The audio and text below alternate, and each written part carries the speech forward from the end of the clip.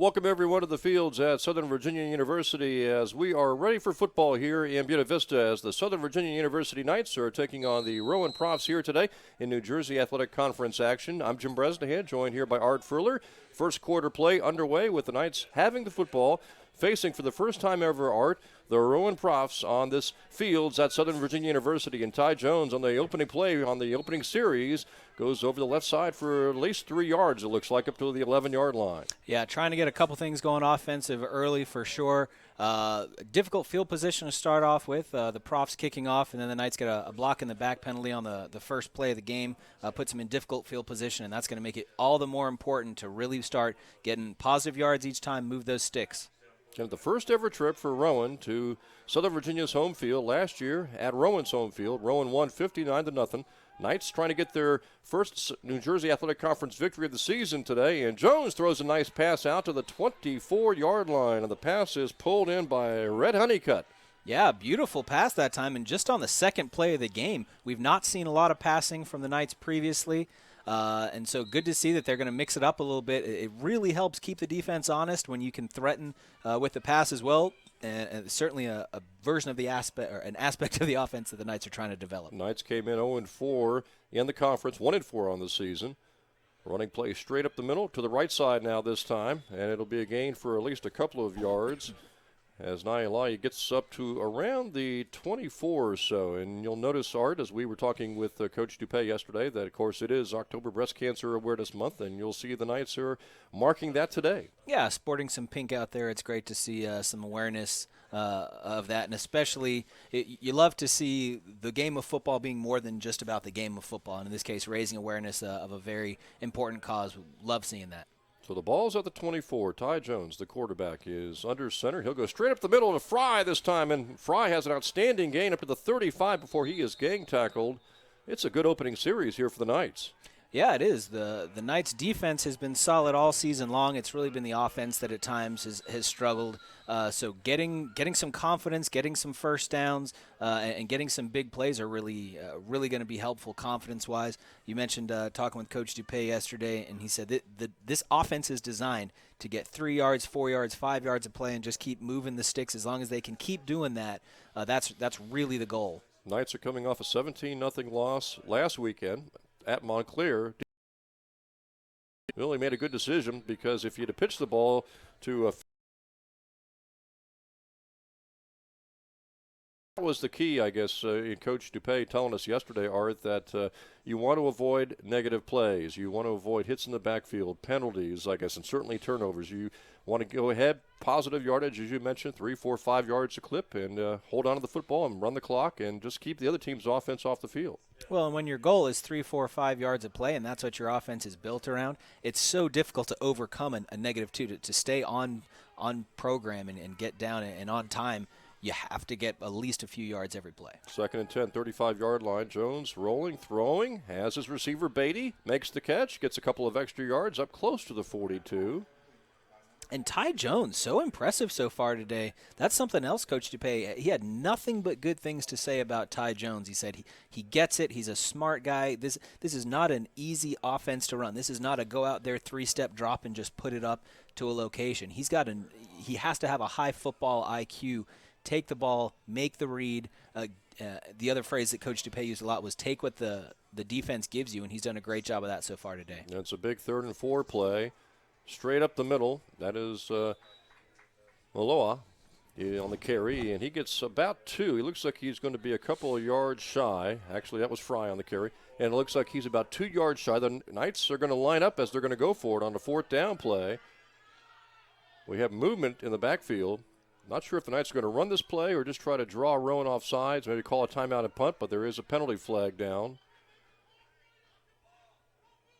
Flag was thrown on the far side. Yeah, clearly not a stoppage of play. It was 4th and 2 here for the Knights. Not sure if they were going to try to run this play, Art, the play itself, or if they're just trying to draw Rowan off. And so a timeout called, I'm guessing? Yeah, it looks like that's going to be the case from the 43-yard line. They have to get to the 45 to get a first down. So an official timeout.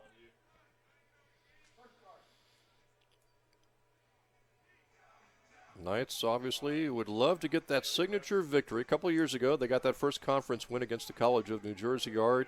Chance here today to really be a spoiler as far as Rowan's hopes for winning the New Jersey Athletic Conference.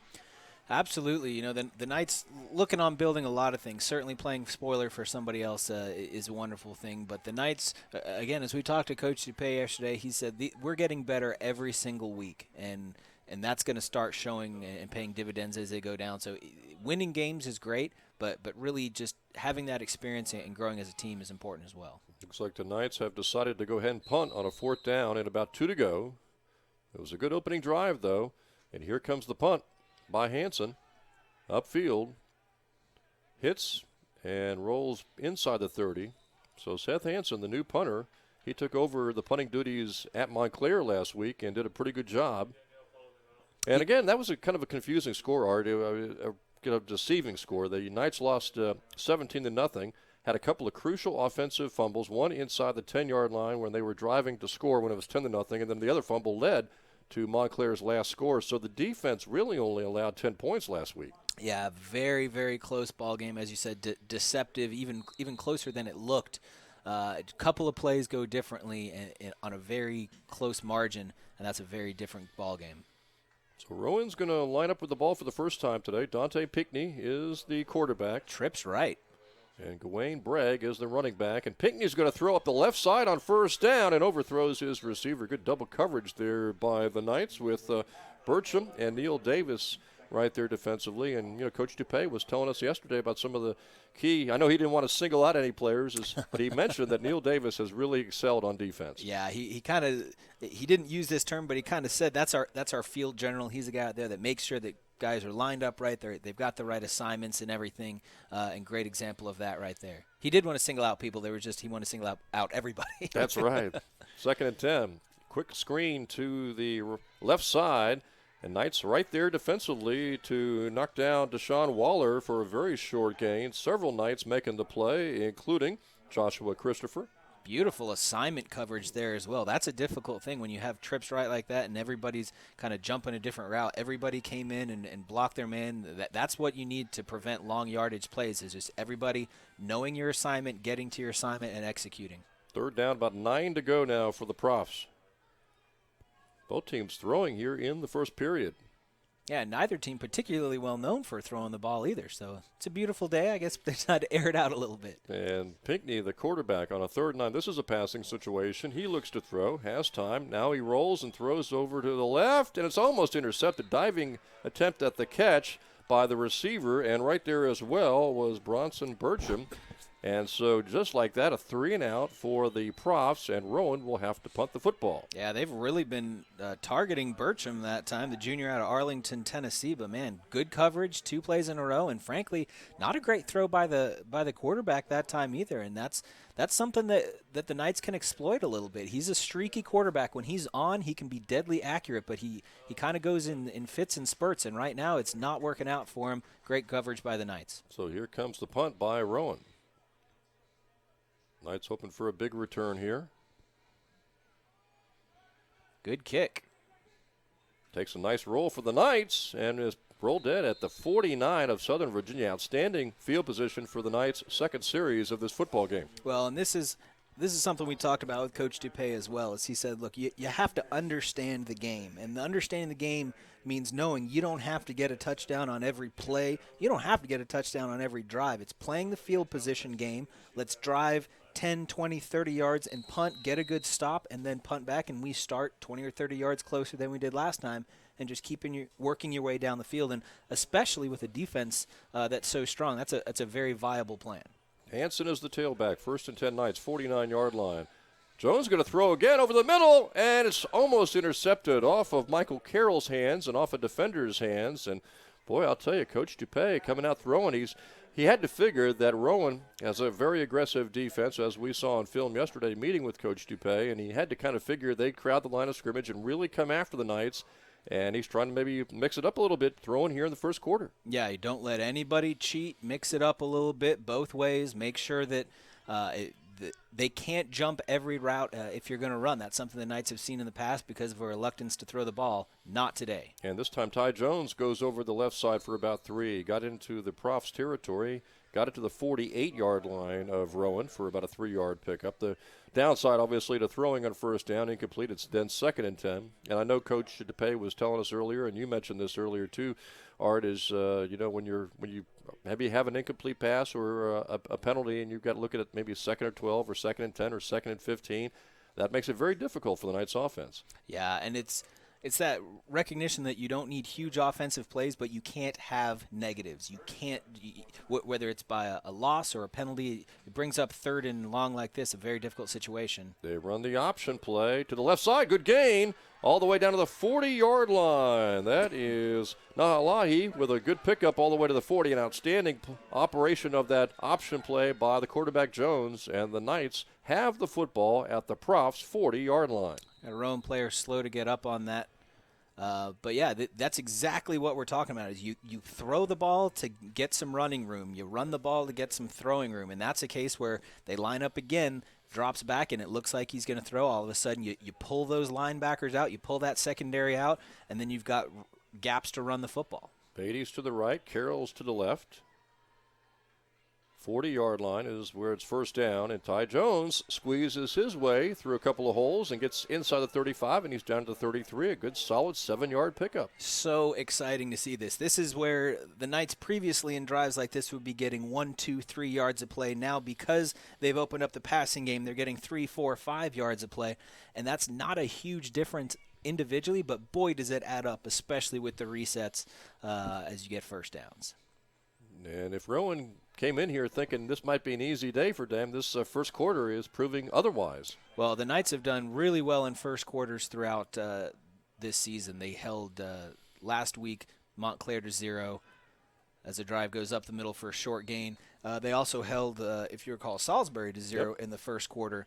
So they've come out very strong in the first. It'll be interesting to see whether they can transition that. Continue, obviously, there's a lot of football left to play even here in the first quarter, but we'd love to see that transition throughout the rest of the game as well. Pickup of 2 that time, leaving the Knights with a 3rd down and short.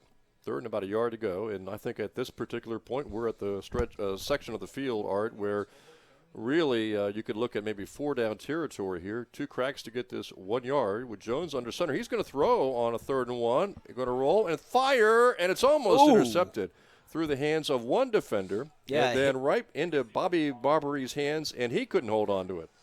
Yeah, it kind of caught him by surprise that the ball showed up there. But, again, maybe thinking we're going to go for it, obviously, on 4th down. We can try to fool them on a 3rd and 1 and pass with the run probably coming up here on a 4th down and 1. Well, the Knights have done a good job about avoiding negative plays so far today, so it may very well be that they trust their ability to get that 1 extra yard or trust the defense, and they look like they're going to take it. Let's see if Jones runs the option or just gives it to Hansen straight ahead. It's going to be Hansen. No, Jones fumbled the ball trying to get it the handoff, and then I think he was going to pull it down and maybe run it himself, but he dropped the football. And so the Rowan Profs will take over at their own 33-yard line. Such a difficult turn of events there for the Knights, and boy, I'll tell you, handoffs, when you watch them on TV, they look so simple. It's just you hang the guy the ball. But especially, well, in general, it's not even that easy making that smooth transition, especially that quickly. But that's even more accentuated in the option where neither the quarterback nor the running back know at the beginning of the play who's getting that ball, and they have to have a split-second decision of pulling it in or giving it to the guy. Makes it so difficult. So let's see if the defense can step up again. The ball is at the 33-yard line. Gawain Bragg, tailback. He hammers his way for about 9 up to the 42-yard line. I know Coach DePay told us yesterday that you can look for about a 50-50 mix of run and pass for this Rowan ball club, and they picked up almost 10, got about 10, almost 11 yards on that carry, so it's going to be a first down for the Profs. That's their first down of the game.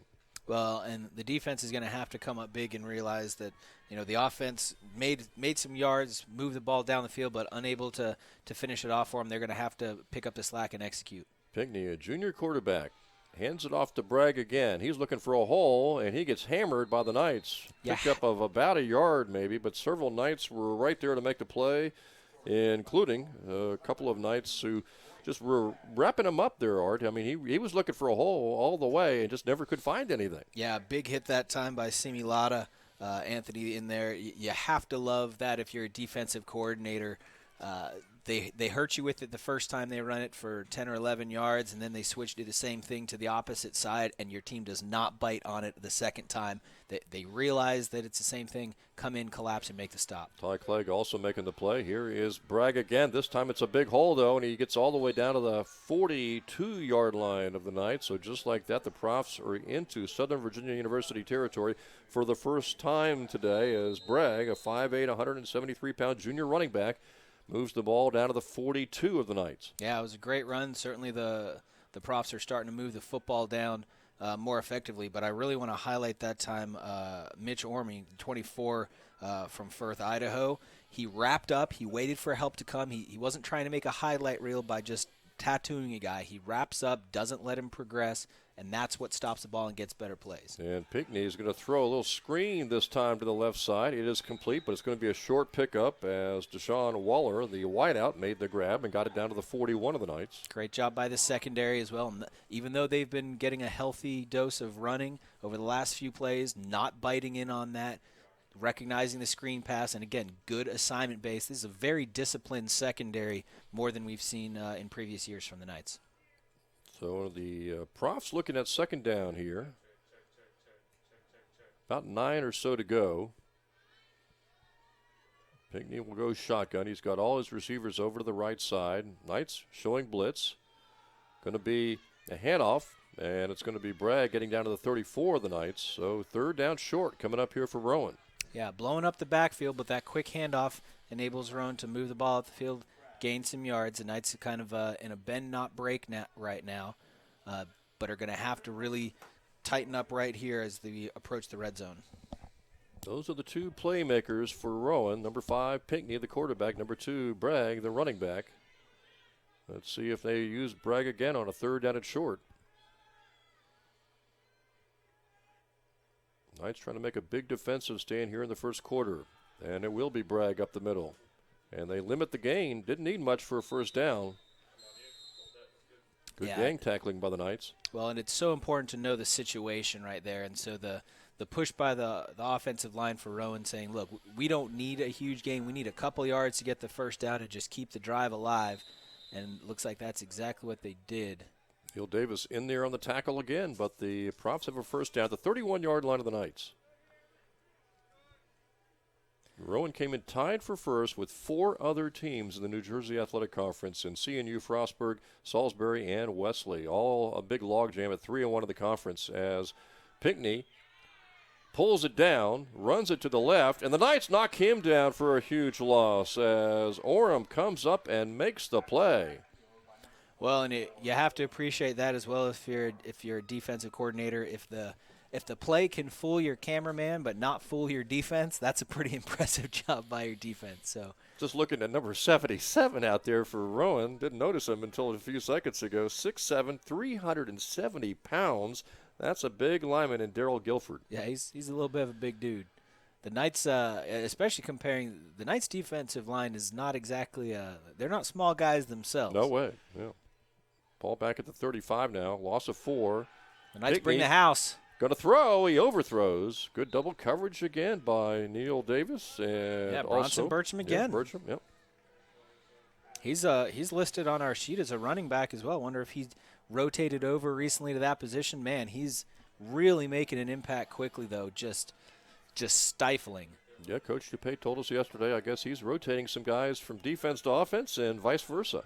Yeah, trying to find that perfect mix, and I think really it's a situation where the Knights have athletes, and you have to figure out where they fit, and at the same time, it may not be a position they're familiar with, so there's a learning curve there, but you have to take what you have and fit it to what you need. And it's going to be a 3rd and 13. They're going to throw deep right side. Ball knocked out of bounds. Good coverage again by Joshua Christopher, the freshman DB from Atlanta, Georgia. Yeah, I'm so impressed by the secondary so far today. This is the Knights secondary at times in the past has really struggled, but even earlier this season they've gotten beat a few times. But today they have just really showed up. There's been tight coverage. There's been they've been watchful. They got their eyes in the right place. They're breaking at the right times. Just really doing a great job. Now the defense apparently has forced a punt from the 35-yard line. Let's see if they're going to go ahead and try to boot this one as a coffin corner kick. It's Try a to high pin the short. Knights deep. Fair catch. Not called for. Going to take a nice roll, though, for the Knights. And that works out pretty well with the Profs driving. They hold on a third down play, Art, and get the football back. And not too bad of shape, their own 14-yard line. Yeah, a nice 6-yard bounce there, shaping up for the Knights. And really, the Knights have a lot to be excited about. Offensively, they're doing well this game. Defense has not slouched at all. You have to wonder if some of these switches have not hurt the defense at all, but have helped the offense, whether it's individual players, whether it's matchups. There's so many elements to a game. You can't really pin it down to one thing and say this is what's making the difference. But whatever it is, it's been a big, big difference. And now we'll see if the Knights offense can go to work, maybe pick up a few first downs. They'll run option left this time. Nice pitch by Ty Jones. And out of bounds goes Reed. So that is Shea Reed, the freshman running back from Kearns, Utah, picking up a short gain. Yeah, way to see him hustle to the outside there. You run a lot of yards to only gain 3 forward, but he was able to turn the corner on the edge there. Didn't give up on the play. Realized that with the blocker that he had, his best bet was to get to the sideline. Did, and as a result, he gets 3 yards on the play as opposed to a no gain. Rowan was 6-4 last year. Had a 5-5 season 2011. Their last losing season, Art, came in 2007. So we're talking about a program that is really built up for success. Yeah, they year in, year out, they put up such a good squad. It's a matter of tradition for them. Jones going to do a quarterback draw here. And he gets a decent gain out of it up to around the 17-yard line. Boy, Jones as well. He takes some licks. He does. He does not shy away from contact. Despite being hit up pretty well over the last several weeks, he's willing to jump in there, do whatever he has to do, and is not going to take a slide, is not going to take a knee. He's fighting for every single yard that he possibly can. 3rd and 7 coming up here on this next one. And we're down under a minute and a half to go in the quarter. Knights playing very competitively here in this first period against one of the teams tied for the conference lead. Jones will the option right this time. And he springs his way to the 23 for a first down. Yeah, stretching it out. And it's just so smart. Again, there's a lot of quarterbacks that you'll get running an option like this where if they have the opportunity to pitch, they'll pitch because they don't want to take that hit. It's kind of a self-preservation technique. It looks like Jones will favor keeping it himself. And you like to see that from your field generally. You like to see the guy say, look, I'm going to take the ball in my hands. We're going to get this done. And he does it right to the point where it's not going to hurt the team. If it's smart to pitch it, he'll pitch it, but he's certainly not afraid to keep it. The ball is just shy of the 25-yard line. And they pitch option left this time. This is Harris. He is hit and knocked down after getting close to the 27-yard line. So a gain of almost 2 yards by one of the smallest men, maybe the smallest guy on the field, in John Harris. Very possibly. Can't imagine anybody smaller. Right. And I'll tell you, I've been really impressed so far today as well. This has been played as a very gentlemanly game. There's been a lot of big hits, but there's lots of, from both teams, pats on the back, hands up afterwards. The NJAC is a very aggressive conference. There's a lot of really good teams in here, and sometimes it can get really chippy. But at least so far today, both teams clearly working hard, clearly doing what they can, but willing to keep their heads as well. See if we get this last play in before the end of the quarter. Yeah, they do. And Jones rolling, throwing, and he's got his receiver. Harris makes the catch, popped right away, got to the 31-yard line. And so starting the second quarter, the Knights will be looking at a 3rd down and short. And as you mentioned, Art, time and time again, they want to have good ball control, field position game, and just don't have those negative yardage plays. But most importantly, control the ball, keep the other team's offense off the field, and that brings up a very important 3rd down play here to start the second period. Yeah, I think a low-scoring game favors the Knights as well. They are certainly not a high-flying offense. They're not going to put up a lot of points in a game. So if they just keep it low, keep it close, and then as the further the game goes on, especially considering they were picked 10th in the NJAC this year, so all the pressure in the world is on Rowan. And so hopefully if they can keep it close, the farther into the game it goes, the more confidence they can have, the more the pressure can start bearing on Rowan. And then a lucky play or a well-executed drive, all of a sudden you're in the driver's seat. Maybe the hottest debate question, I guess, here in the New Jersey Athletic Conference is, okay, who's the best team in the conference? Because we mentioned going in, CNU, Frostburg, Rowan here, Salisbury, Wesley, all tied at 3-1. I know that Rowan has beaten Christopher Newport and Salisbury the last 2 weeks at home, and they've got Wesley coming up next week at home. If they could win today and beat Wesley next week, they'd be in the driver's seat, still with a tough road game at Frostburg to come. But you ask this person, they'll say the best team is CNU, and a couple weeks ago we saw Wesley in this field. They look very dominant. Rowan fans might say Rowan, obviously, and there'll be a few others that say, hey, don't forget about Frostburg. Well, and they've all got good arguments to make. I think rather this is not so much an A tier, B tier, C tier, as this is a scissor, paper, rock.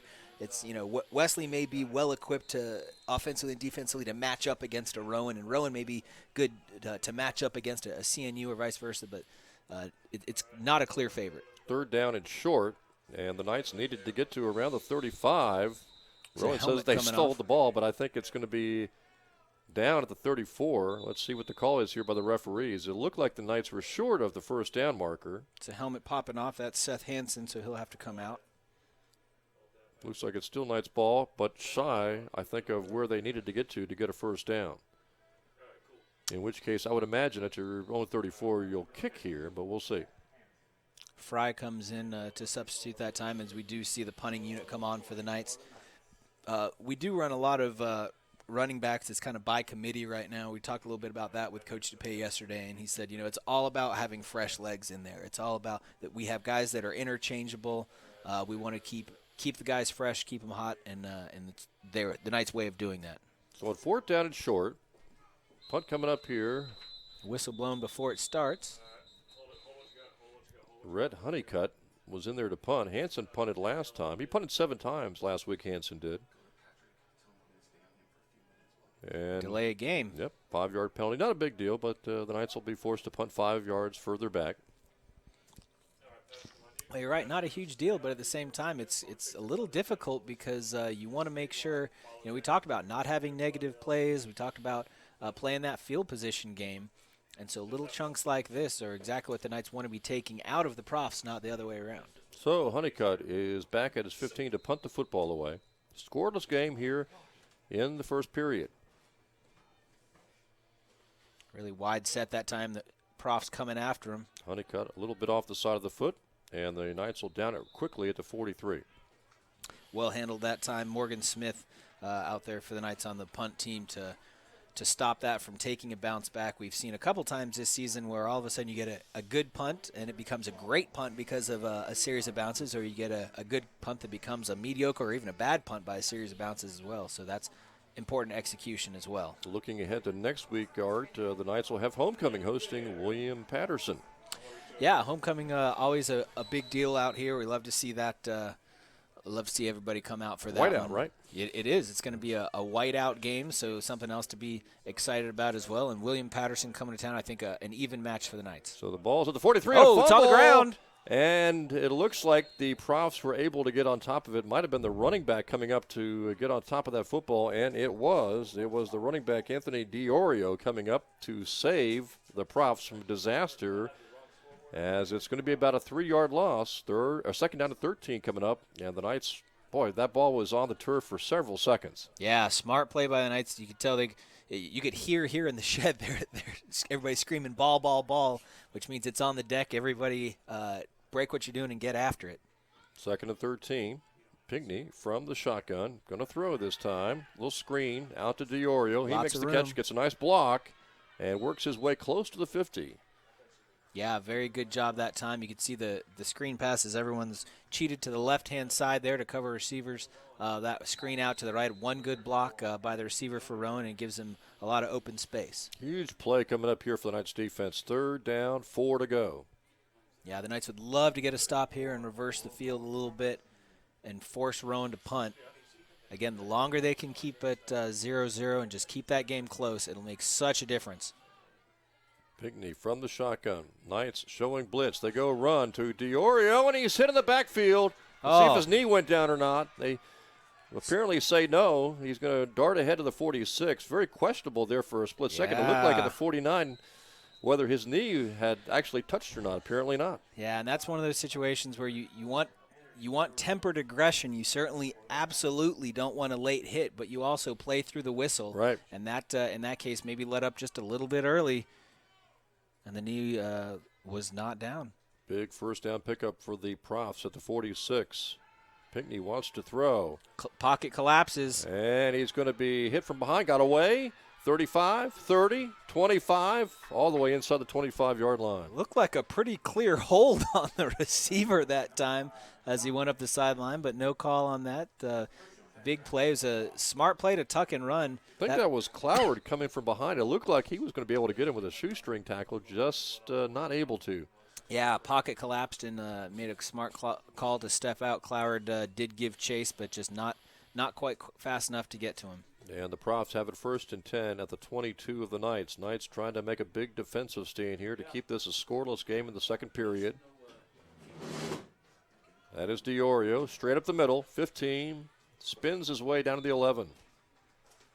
Yeah, and that's a heartbreaker of a play as well, that it can really kind of hurt you mentally even after the play is over. When you get that first fumble, you push it back a little bit, 2nd and 13, all of a sudden becomes 3rd and 4.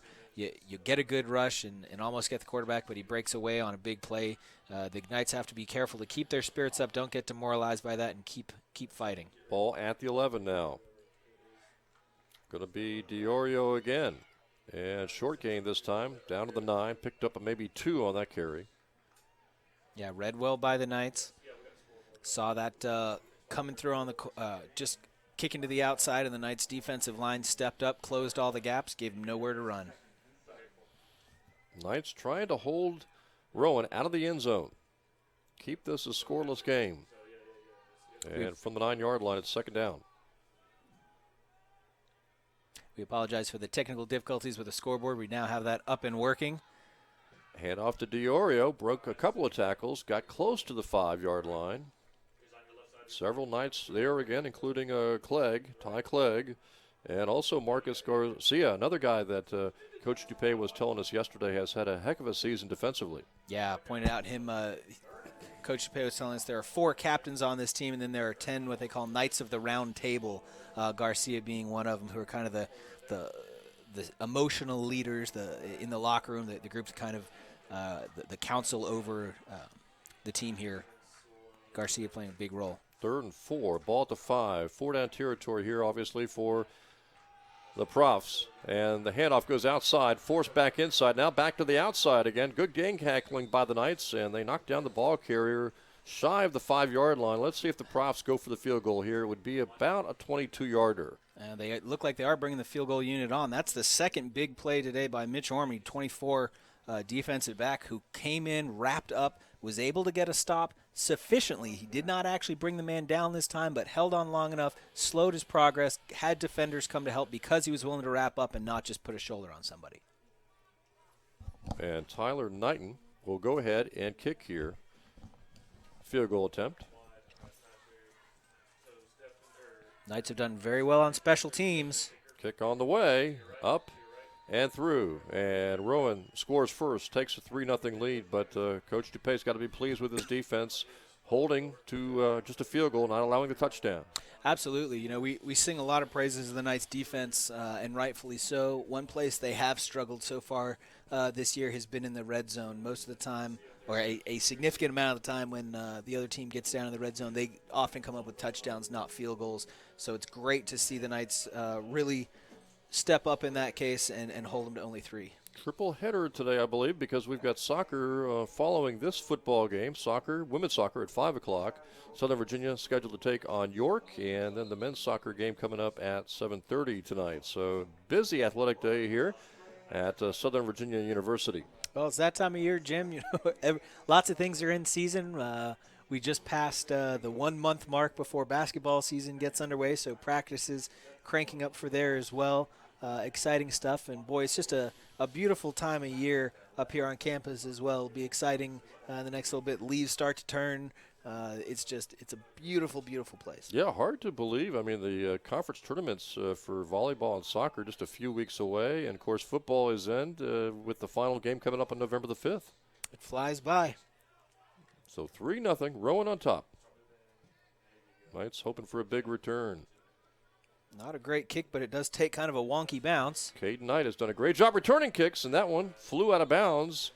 Lost the football. Well, fortunately, lost it near the sideline, so the Knights are still going to have the football. Caden Knight, though, really has done a great job on special teams returning kicks the last couple of weeks. Yeah, a huge bright spot for the Knights special teams. He's put up some very big numbers, especially at times where they've needed it. And even that, fumbling it out of bounds, obviously something to be a little concerned about, but still a good return.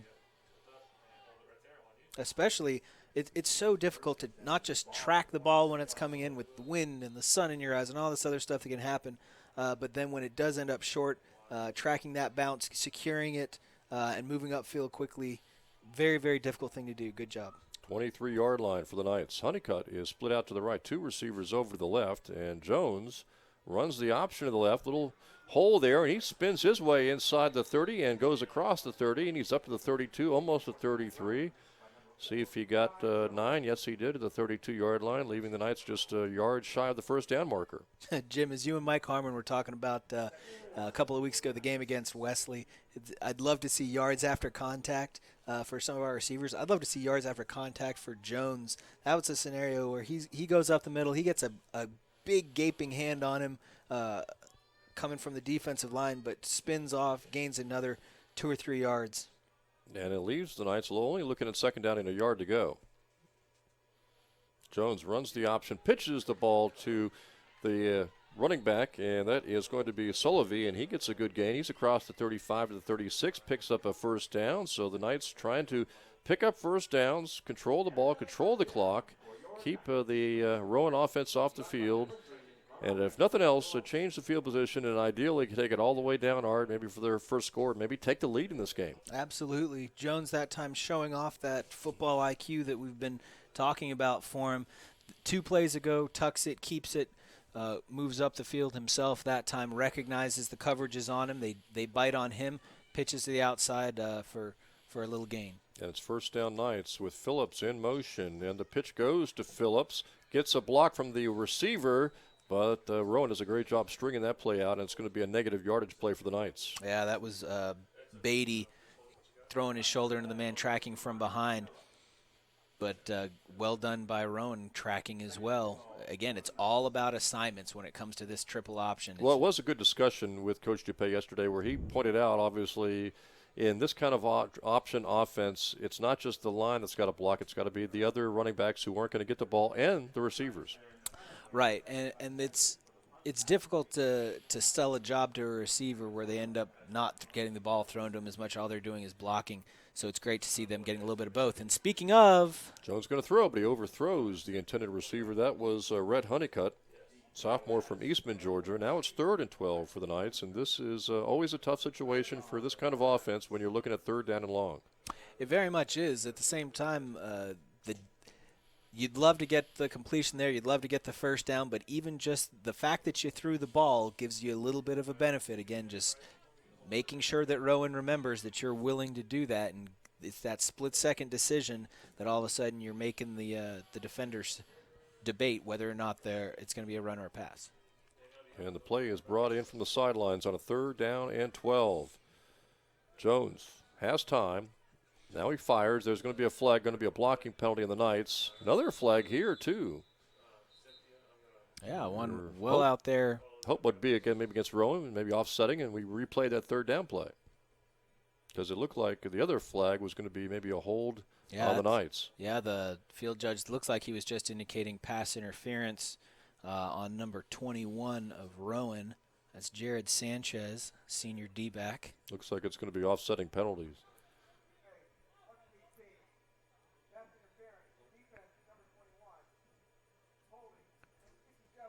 It is indeed.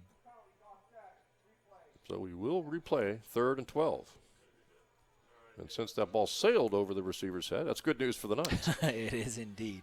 Well, it sailed over his head perhaps because True enough. The penalty. Probably a timed route. Generally, when a ball is misthrown that badly, it's not an error of physicality. It's an error of timing.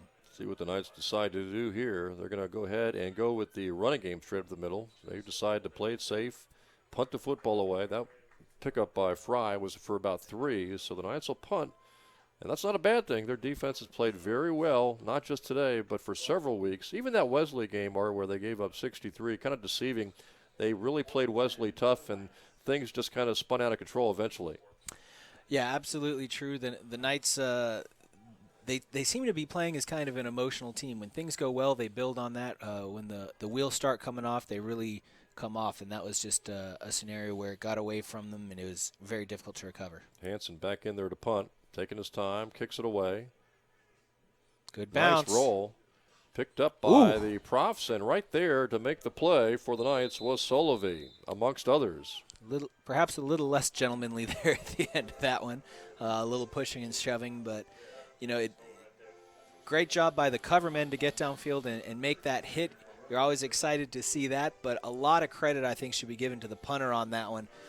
It's a strategic thing when you receive that ball to wait and take a couple steps, and you don't want to hang on to it so long that you give the receiving team an opportunity to block it. But the longer you can wait to kick that ball, the more time your guys have to get downfield and get on coverage. Lots of props to the punter. And also good coverage by Derek Blasco downfield as the Profs will go to the running game, and that is Diorio again, and he motors his way up to the 45. He's still going. The Knights pulling at the football, but not before Diorio picks up excellent yardage, about 13, almost 14 on that pickup. Yeah, very impressive job pushing that group. Like you said, the Knights a little less concerned with bringing him down, a little more concerned with trying to strip that ball and get a fumble. Certainly benefits to one or the other. The Knights willing to allow a couple more yards for the prospect of a turnover. Diorio is 205 pounds. First down, Profs, 45-yard line. Diorio will get it again. Stutter steps to the left side. He picks up 9 yards. Knights, Neil Davis there along with a couple of other Knights, including Garcia, but not before Diorio picked up 9 yards on the carry. Yeah, Diorio, smart play that time. You could tell the run was designed to go through the middle, and either the 1 gap or the 3 gap. Thought about it, saw that it was jammed up, bounced it to the outside, and found some running room. No, they came in thinking number 2, Bragg, was going to be the top running back, and he's back out there. But Diorio has looked pretty good, the backup tailback. And now it's second down and only a yard to go here for the Profs at the 46 of Southern Virginia. Knights trying to hold on until halftime. 2nd and 1 is a very dangerous down. You can really open up the playbook. And it will to a little screen pass to Bragg. And the Knights make a great play defensively. Yeah, great job flying in that time. Thomas Barrios. Oh, boy, that was a heck of a play, especially, Art, when he had a blocker, obviously trying to stop that play.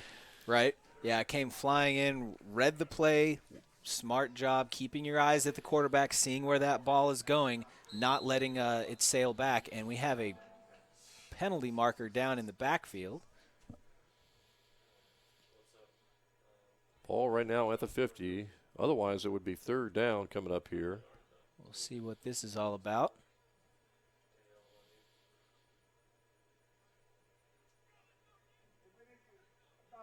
Sideline warning. Against Rowan.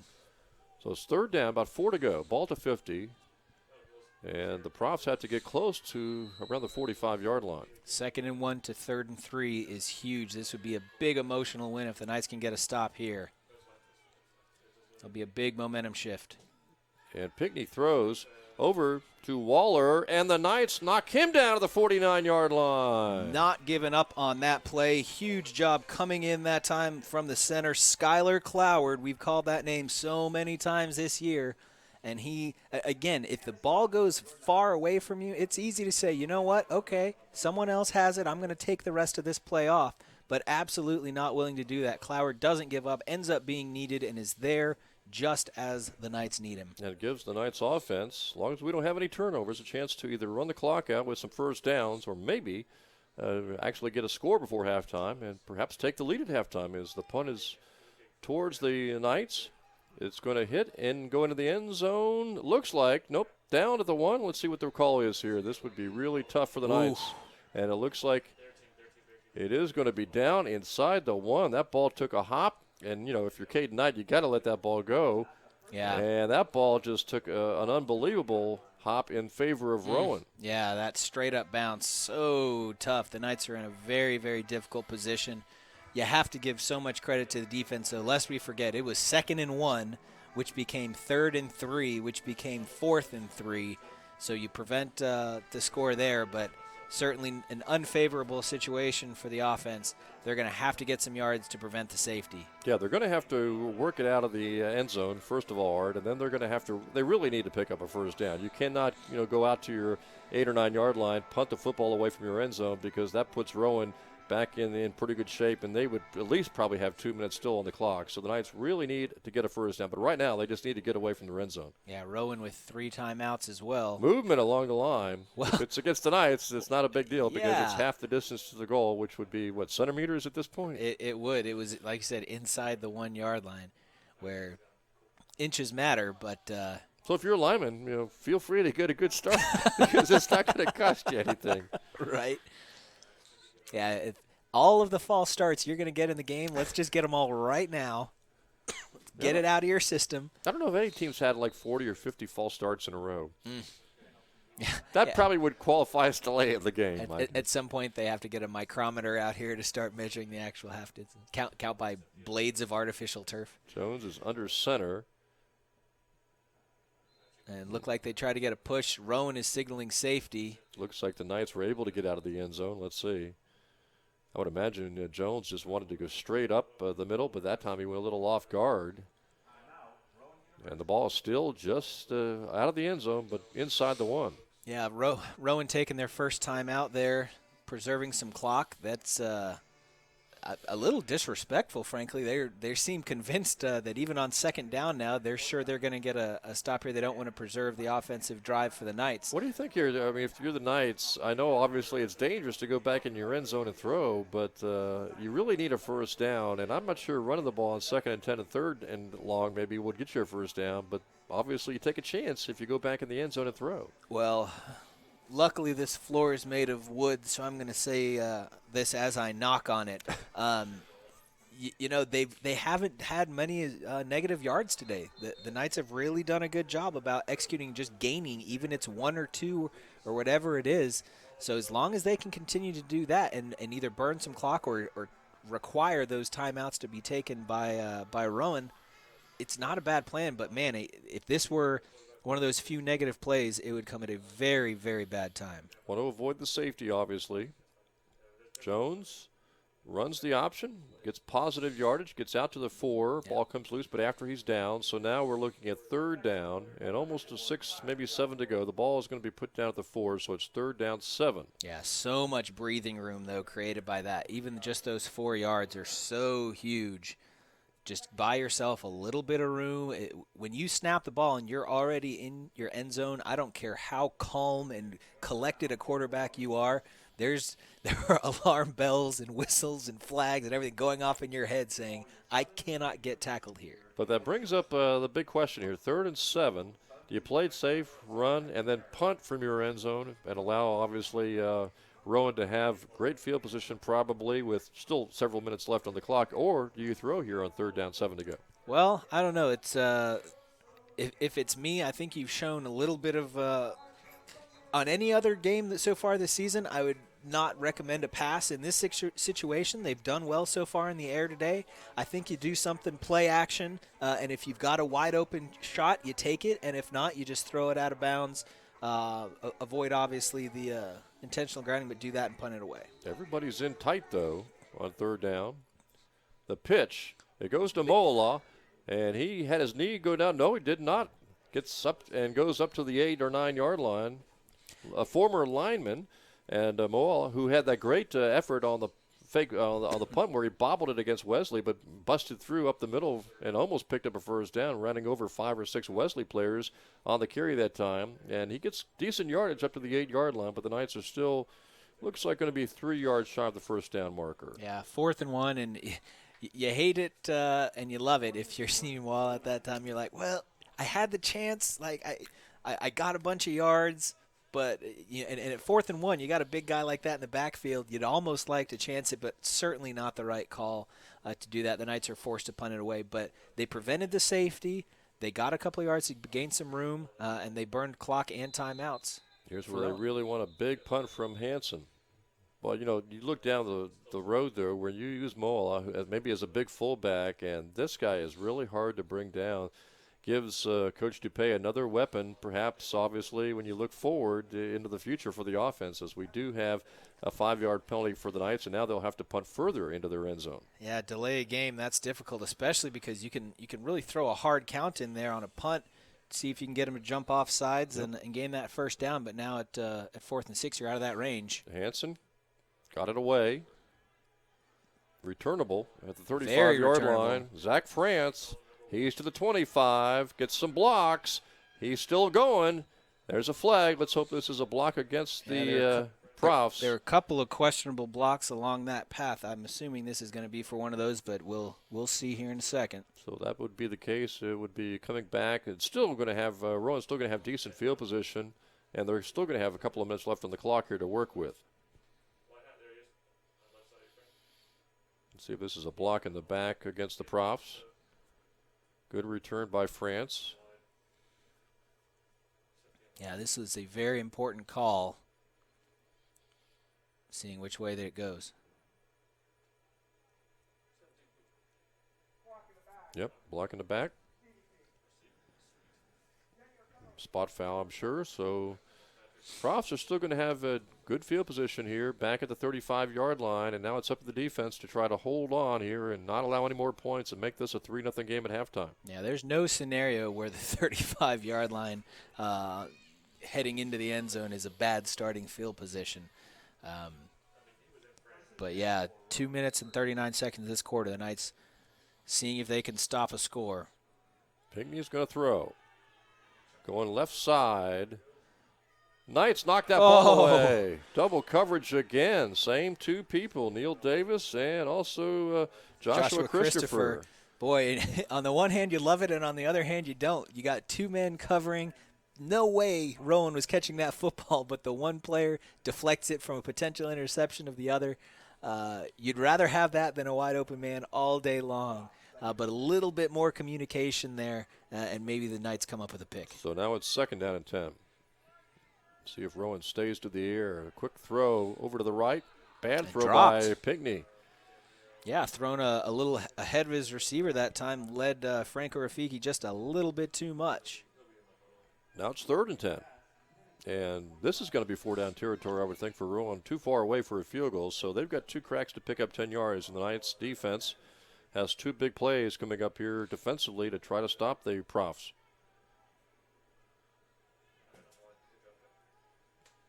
Pigney will stay in the shotgun.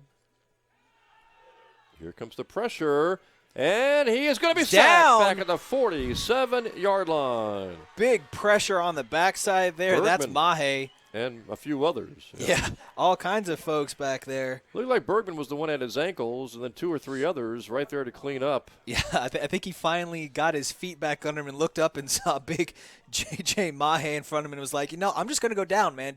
We're good. We're good. I'm all right. I'm just going to sit down here. It stops, obviously, a 4th down play. You're not going to go 4th down from here, and it forces Rowan to punt. That is just a huge play art by that defense. These last 2 series by the Southern Virginia defense have just been so impressive. They've backed up both times Rowan, who's been in very good position. And here comes the punt. Fair catch. Called for and made at the 21-yard line.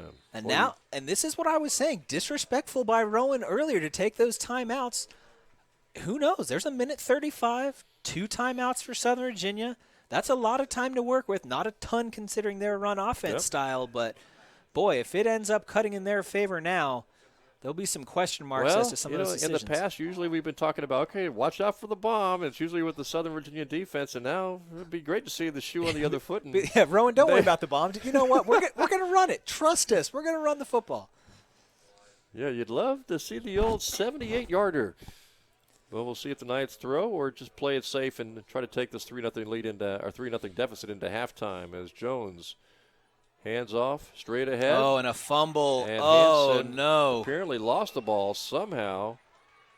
Don't know if he ever got the ball in the handoff or the ball came loose. But Rowan suddenly has picked up a turnover, which the Knights have had no problems with turnovers here in the first half until now. Boy, if you're – I can only imagine being on the defense right now and saying, look, guys, we stopped them once.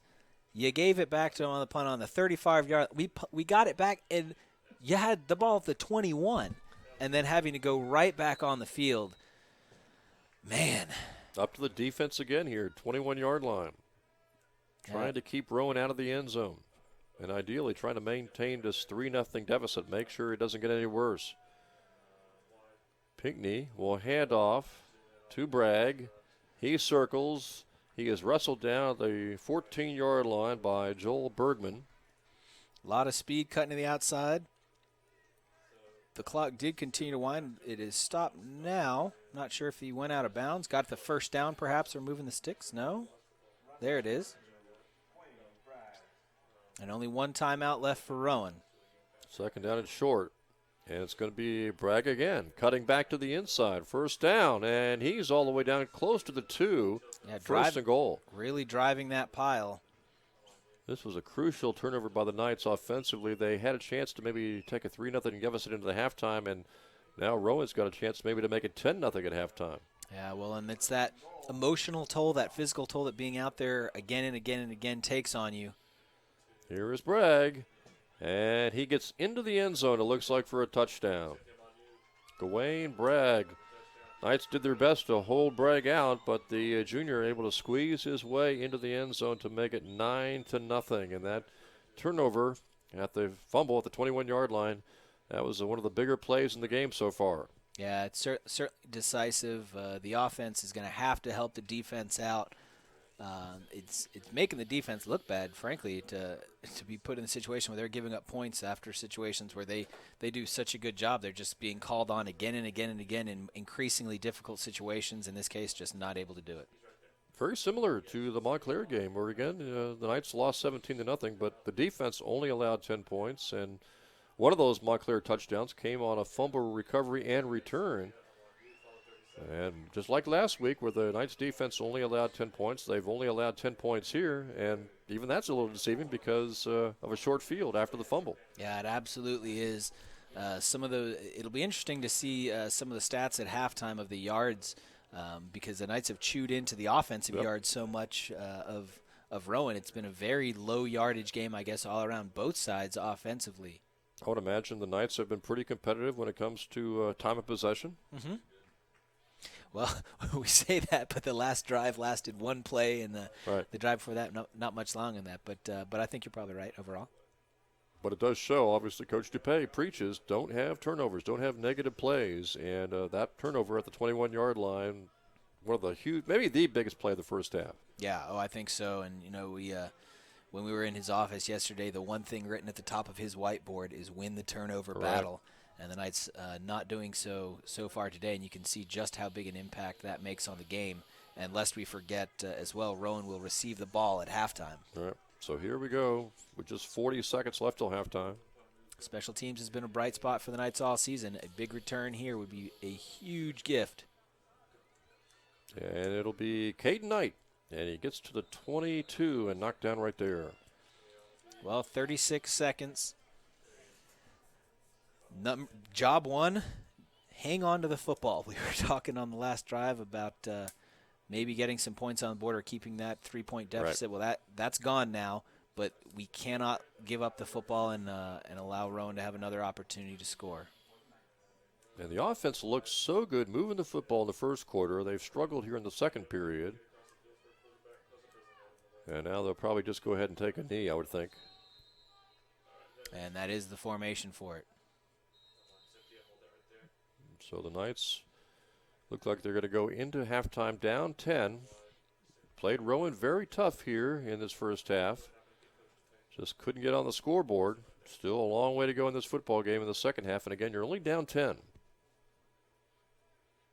Yeah, want to get into the locker room, talk about it. Coach DuPay there signaling just let's head to the locker room. Let's regroup. He has to be so pleased with how the first quarter was executed and so much of the second quarter. Again, it's always just one or two plays that is the knife edge that this game is balanced on. And so far, that fumble really just a massive shift.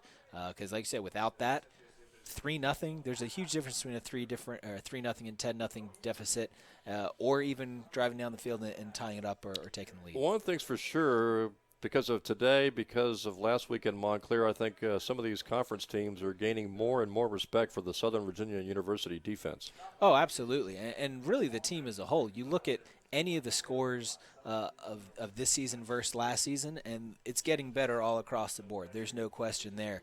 And even mentioning that to Coach Dupay yesterday, he goes, "Yeah, but I want a steeper trajectory. I don't just want to get better. I want to get better faster." And you love to see that, to not be complacent and content with just getting better. But he really wants this program to accelerate quickly. Halftime score here from the fields at Southern Virginia University. Again, it is Rowan 10 and the Knights nothing. We'll take a little break here at halftime and come back for second half action, so stay with us.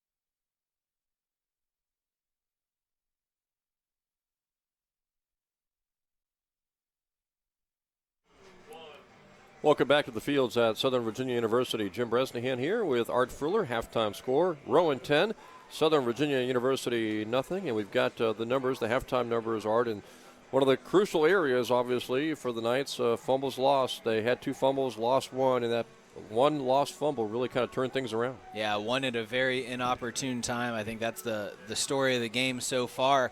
You know, we talked about how the defense and the offense were holding up well, and the stat sheet bears that out. Looking at total offense, Rowan's run 30 plays for 112 yards. SVU's run 29 plays for 91 yards. That certainly indicates time of possession, as you indicated, should be relatively even. The Knights actually 17 minutes, 22 seconds versus 12:38. So the Knights winning the time of possession battle, but certainly demanding as the time's been out there. But if you look at a difference of less than 20% on yards, or I guess right at about 20% of yards, that's a difference of 10 points in this ball game. Yeah, the Knights 2 out of 7 in a third down conversion. Same with Rowan. So you take away that fumble, it's a 3-0 game. But unfortunately, you can't take it away. It's 10-0. And as you pointed out, Rowan gets the ball to begin play here in the second half. Yeah, if you're looking for a sport with redos, that's golf with mulligans. Unfortunately, football not one of those, or that one would certainly be one that I think Coach Dupay would love to have back. So if you're looking at pulling the upset today, first things first, stop Rowan on this opening third quarter drive. Right. Well, football a lot of times is a game of momentum, and so you've really got to start tracking that back in your favor. The Knights had that most of the first half, and then once the fumble occurred and then the points piling on top of it, things really started to shift. So the Knights have got to start transitioning that back, and as you said, a stop here would certainly go a long way. Second half underway here from the fields at Southern Virginia University. Short kickoff fielded by Rowan at the 15. That's Zach France. And he's got a good return all the way to the 41-yard line. Yeah, not what you want to see as far as opposing field position. That may very well be the best starting field position. Oh, wait. There was that time they were on the 35 of the Knights. So and the recovered fumble at the 21. Right. So never mind. I don't know what I'm talking about. Still, that's pretty good field position for Rowan position. if you're a Rowan fan. 40-yard line to start the second half. Yeah, the shorter the field, the better. And so having to drive 60 yards instead of the 99.5 that the Knights had there late in the second quarter, certainly a favorable situation. They've got that second running back, the backup, if you want to call him that, Diorio out there. He had a very impressive first half, running the ball at times. Pinckney will give it to him. This time, the Knights knock him down. Short gain that time. Looks like Diorio is tumbled and down at the, let's see, they put him down at the 43, so only about a 3-yard pickup. Yeah, Diorio's 5'10", 205, so he's built pretty thick, and if you look, as soon as he gets to that line of scrimmage, he just lowers the shoulder, drives the legs. He's not looking to break a big play or juke you. He's just going to power through and gain a few yards, exactly what he is able to do there. Yeah, he's completely different than Bragg, the top running back, number 2. Diorio gets it again, breaks a couple of tackles. Knights gang tackle him. Garcia, among others, right there. That was also Cloward on the play, and they knock him down at the 45, maybe the 46, it looks like. So looks like third down 4 coming up, and a huge play right off the bat for the defense. Yeah, great opportunity here. See if they can get a stop. And it looks like that, like you said, the difference is whether they're looking for a finesse back or a power back. That time you could see Diorio in a position where he had to make a juke to the side, was not able to do that super crisply, not fast enough to get upfield. Third down, about 3.5 to go. And they're going to go to Bragg, and he's hit in the backfield and dragged down. Huge play by Bergman. Yeah, Joel Bergman, defensive back, sniffed that out, jumped into the backfield, and able to break it up in the backfield. Not only getting in and making the hit, you know, I was talking a lot earlier about wrapping up and letting help come. Well, if you can just take him out yourself, that's even better. That helps. Yeah, slowing it down and not only getting the stop, but forcing a big loss on that play. So not only not going 3rd and 4 and allowing the first down, but not even giving them a choice at 4th and going for it. So after this punt, we'll see if the offense can get things going. Open for a big punt return, obviously. It's a good kick. Fielded by Caden Knight. Ball pops loose, and now as he took a jarring hit. And it looks like the Knights will start inside their own 20. Yeah, really well-placed punt right on the sideline. Very difficult as a return man to start midfield and then adjust that quickly to get over there and make the return. That ball comes down very quickly. It's not like a pass from your quarterback and can be spinning all kinds of ways. Difficult to get your hands on and keep your hands on it. So well done job just to not lose the football. Knights are actually going to start back at their 12. Harris out there along with Fry. Jones takes it instead. Big gap. 20, 25, 30 into the secondary.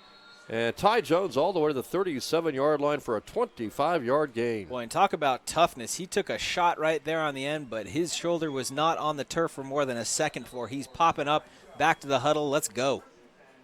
Jones really led the team in rushing in the first half. Yeah, a little stutter step on the end of that. Jones, as you mentioned, 34 yards in the first half rushing for the Knights. And he picked up almost 26 on that one.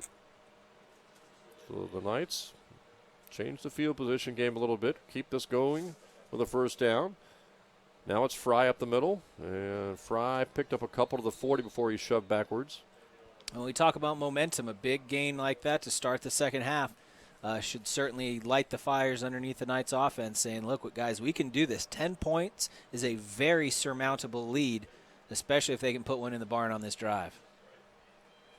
Right now, just trying to get the confidence going, Art, to show that they could score because they were blanked last week by Montclair, 17-0. Earlier in the season, to begin the season, had a great offensive showing at Earlham, trying to recapture that. Second down coming up here. Jones to throw, has time. Now he's hit in the backfield and dragged down as Fry could not get his block, and the defender knocked down Jones for a loss. Fry a little slow to get up on that one as well. You could tell he had the block for a moment, but that's a situation where you have to wonder, Ty Jones looking to throw, but Fry might be thinking, is he looking to run? Because he's such a dual threat that way, he doesn't know in that situation whether he needs to block to the outside, preserve the pocket, give him a little shot and open up a gap inside. It makes it a little more difficult on your blockers when you're a dual threat quarterback. So it's third down coming up for the Knights. See if they pass here on 3rd and long. Jones rolls right this time. He is pressured. He fires on the run. Incomplete. And there's the flag. Yeah, typically when the ball gets there and the offensive player is already on the ground, you're going to get a flag on that one. And Honeycutt was the intended receiver, and the Knights will get a first down out of it.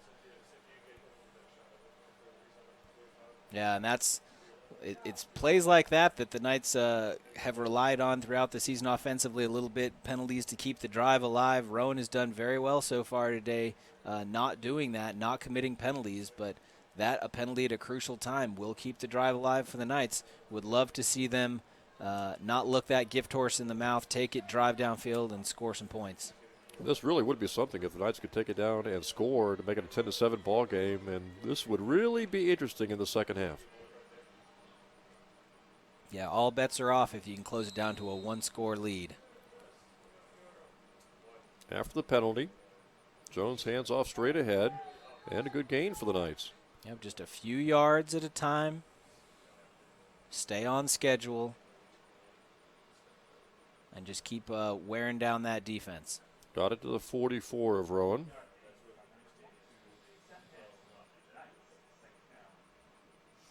Now the question becomes here on second down, will they put the ball in the air?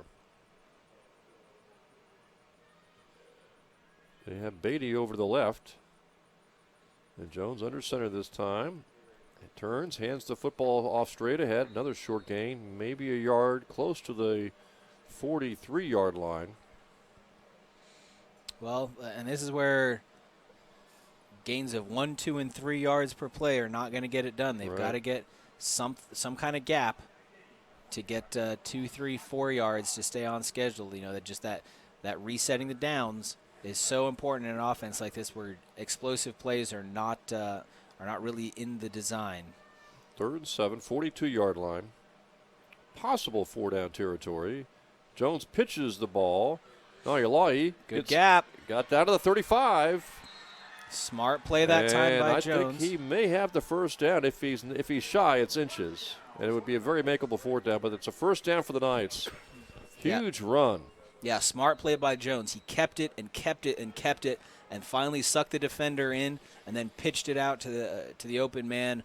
Such a smart, heady play. That was Malachi Solovey, actually, the freshman from Rose Park, Utah, and he just ground his way past a couple of defenders to get that first down marker. And now we'll see if the Knights can keep this drive going from the 35-yard line of Rowan. Yeah, reset the downs. Straight ahead. Got maybe 2 to the 33 that time. Which is all he's looking to do, just a few yards every play. Michael Fry on the carry. It's all about buying into the game plan. You know, it's recognizing that what the offense is designed to do and being willing to take that. It was really interesting talking to Coach Dupay. He said, you know, every single day we have coaches talk to our players about their academic game plan as well. It's sitting down and saying, okay, what do you have this week? You got a test coming up. You got a paper. What are you doing today? I don't care if that's in a week. It's planning all of that out. Reed's in motion. Handoff to Hansen up the middle, and he gets maybe a couple more close to the 31-yard line. Yeah, he was telling us, what, 50% of the guys, the players, the student athletes have a 3.0 or better. Yeah, absolutely, which is a very impressive thing. Several guys on the team as well, academic All-Americans in the making. Wonderful to see that. And it's interesting to see the parallels that Coach Dupay makes between football and the lives of these young men. You look and say, look, you just need to make little chunks at a time and you'll get there. He's talking about the same thing in their assignments. He's talking about the same things in their goals in the weight room. It's all about measurable goals. Option left, 3rd down and 6. Good move by Harris. He got to the 27-yard line before he's knocked down. And again, it's just that waiting. Okay, I cannot wait any longer. The defensive man is committed to me. I've got to kick it to the outside. That time does so to Harris, who turns on the speed, is able to pick up a few yards. Takes a real hit, too, but he comes off clapping. Yeah, he's his signature that to Rowan that, hey, you got me, but we got the first down. But we got a penalty, too, it looks like. And that isn't good news. 15-yarder, I believe that was an unsportsmanlike conduct. That really hurts. Yeah, Coach Dupay mentioned that as well. He said, we have to stop making stupid plays. We have to stop making, getting stupid penalties. And I'm not sure what the cause was on that one. Had a couple of personal fouls at Montclair last week. Yep. And, I talked about taking that gift of the first down to keep the drive alive on the pass interference. You cannot give those back. And now it's 3rd and long from the 46. Unless they can pick up maybe 15 yards, they may have to punt.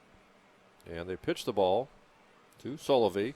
He's to the 40 and knocked down right there. So it's going to be 4th and long. And, well, you got a choice here, but, I mean, I will have to imagine they're going to try to punt and pin him inside the 10-yard line. Yeah, especially if you look at the last couple of series in the first half, the Knights defense pushing back and actually getting negative yardage overall for Rowan. You'd love to pin them back deep and see if you can pick up a safety or a turnover. Hansen's out there to punt. They've used a couple of punters today, in Hansen and Honeycutt. And despite seeing one fake punt earlier this season for the Knights, I don't think this is going to be one of them. High snap back to Hansen. Takes his time. Angles. Nice roll. Oh. Hit by the Rowan player. And it's down. Almost and a fumble. Flag coming in. Boy, hope this is not another personal foul. Man, that was... Because right now they're backed up inside their 10. If you give them a penalty, though, it's a completely different story. That was a silly play by the Rowan return man, though. When it hits and bounces, just get away from it. That was clearly going to go in the end zone. Either get underneath it to catch it or back away. That could have gone terribly. Yeah, we'll see what this penalty's all about. And that's a late hit on Southern Virginia. Yep. Another costly penalty because it's going to change the field position. Would have been Rowan inside their 10. Now they'll most likely be out around the 20 or so. Joe Dupay just has to be beside himself. A couple of really opportune moments just in the last few minutes of play that have just gone sideways based on plays. I mean, a late hit and unsportsmanlike conduct, those are very mental mistakes that can be prevented. And so Rowan will take over the 21. The difference between the 6 and the 21 is just massive. And Bragg up the middle. Picks up a couple. Yeah, that other personal foul maybe deprived the Knights of a first down. They might still have the football. Or they might be kicking off after a score. That's true.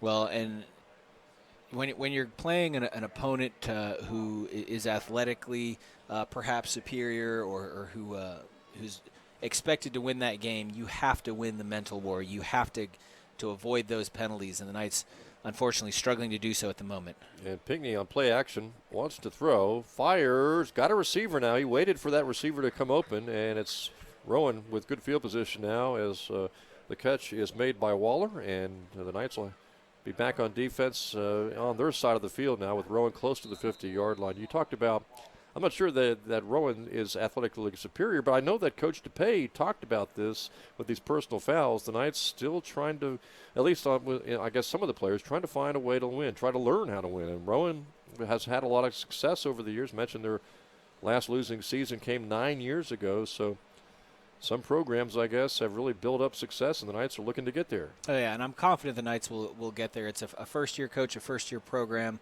or I should say, as the big run cracked that time. And Bragg is going to go all the way into the end zone on a 48-yard touchdown run. Gawain Bragg makes it 16-0, and this game has radically changed with that touchdown run and the earlier penalties. Well, and it's that shift in momentum again. I mean, you have to look back at several of those recent penalties and just say, look, especially a late hit and an unsportsmanlike conduct are very selfish penalties. Right. It's difficult, if it's a hold, no one's holding, for themselves. They're holding to try to prevent someone else from getting a block. A false start is not that's an error. That's not something intentional. So it's just a selfish penalty that you have to eliminate because it's so difficult to overcome that as a team and feel cohesive. And you have to be a single unit out there, both offensively and defensively, as well as a team as a whole. And it's difficult to do that when someone's making just kind of a knucklehead mistake. And you mentioned this is not golf. We don't have do-overs, but you really think those two personal foul penalties and, of course, the earlier fumble right before halftime, this game really, again, should be at least 3-0, and who knows at that point if it's 3-0 how it actually transpires. But it's still – Rowan's taking advantage of these gifts, the penalties and the turnover, and, credit the Profs. They've taken a 17-0 lead here. Very true, and it's, like you said, just a couple of plays going one way or the other. It just makes such a major shift, and it only takes a couple of those situations to dishearten you as a team. And so the Knights have got to stop the hemorrhaging at this point, either get a really good drive down, make a big play, something to shift that momentum back, something to get the energy up. If you look down the sideline, there's just not a lot of excitement here. The Knights have got to keep their heads in this game. And to do that, it would really behoove the offense to try to put together a drive that gets them on the scoreboard. Yeah, I know. And a way we've seen that happen in the past has been started by big kick returns on special teams. And in order for that to happen, the ball has to be kicked off, which requires it not falling off the tee, which we're 0 for 2 for in the last two attempts. We'll see if the wind will behave now. Knights have been shut out twice this season. Once at home to Salisbury, 35-0. Last week to Montclair, 17-0. Long kickoff towards the end zone, fielded by Hopkins. And Keith Hopkins gets it only back at the 10. I'm surprised he brought that one out. Yeah, again, knowing the situation, playing it smart, in that case realizing a big return would help a lot, but the likelihood of a big return in that situation not nearly as high as the likelihood of a short return, which is what they got. Just let it go in the end zone, take the touchback, and go from there. Now Southern Virginia trailing here by 17 points. They've had some very big plays today. Just on that last drive, we saw that big run by Ty Jones. So they're certainly capable of it. The Knights have to dig deep and see if they can find one on this play. Yeah, right now they need timeout being called by Rowan. Didn't maybe have enough players, at least enough set in the right position, and so they decide to play it safe. Yeah, I see a man shuffling on the field late there, which means they either didn't have enough players and they want to get a defensive set and make sure that everyone knows what they're doing, or they already had enough and they want to call a timeout before they get called for 12 men on the field. And they probably recognize, too, with the Knights starting around their 12-yard line, if you could stop them without a first down, maybe you could go for the juggler, get the ball on their side of the 50, and try to make this a 24-0 game. Well, and we talked earlier about keeping the game close, keeping it low scoring, favoring the Knights. 17 is not particularly low scoring, and as you mentioned, if they can start getting up in the 20s, that mountain keeps getting higher and higher that the Knights are going to have to get up. So with every drive that they aren't able to get into the end zone, with more time that they burn off the clock, that task gets harder and harder. So, just help yourselves out. Just score now. You just have to decide to do that, right? Knights have 2 more home games left next week coming up. William Patterson homecoming, the whiteout game, Art, and then on the road to Keene on the 29th, and then the final home game against the College of New Jersey on the 5th, and then the final regular season game on the road to Christopher Newport. That'll be on November the 12th, but I know a lot of fans looking forward to homecoming against William Patterson next Saturday, 1 o'clock. Yeah, always a good game, always a close one. Jones, option play, cuts it back inside, short game. Boy, Rowan all over him.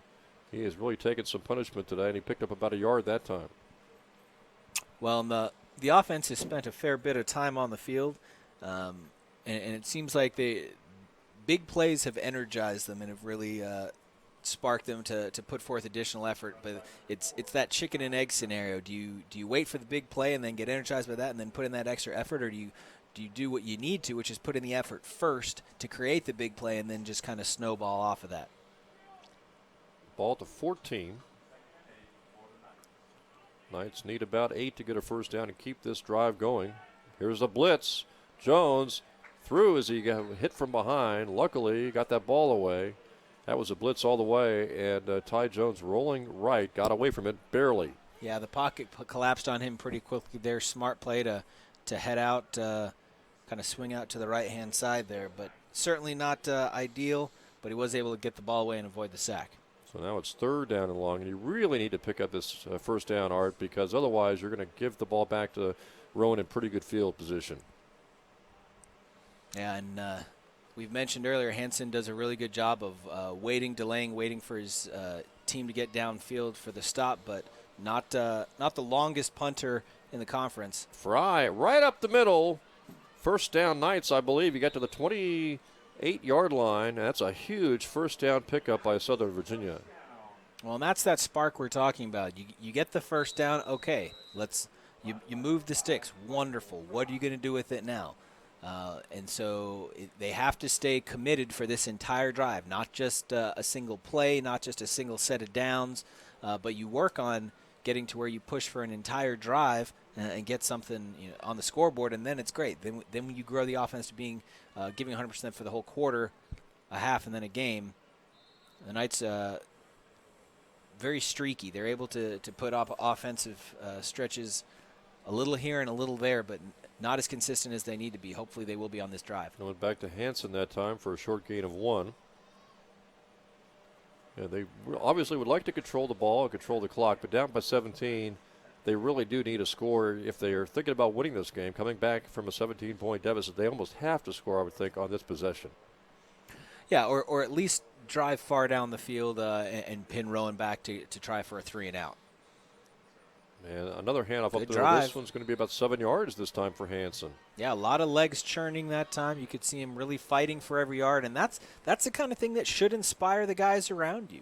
You get good blocks from your offensive line, and we have to recognize every time there's a good run, well, 99% of the time when there's a good run coming out of the backfield, there's at least 2 or 3, if not 5, big guys who don't get their names called very often in front of them that help create that. 3rd and a yard to go. Fry is back in there. Jones keeps it. Good push. And he's got a first down up near the 50. And that's exactly what I was talking about. The offensive line gave a good push off, gave Jones some time to make that call, and then really close that end on the outside, gave him some room, and decided to take it. Now the Knights are moving the ball. Yeah, you like the way this drive is going as long as they can wind up in the end zone. Because right now the Knights really need a touchdown.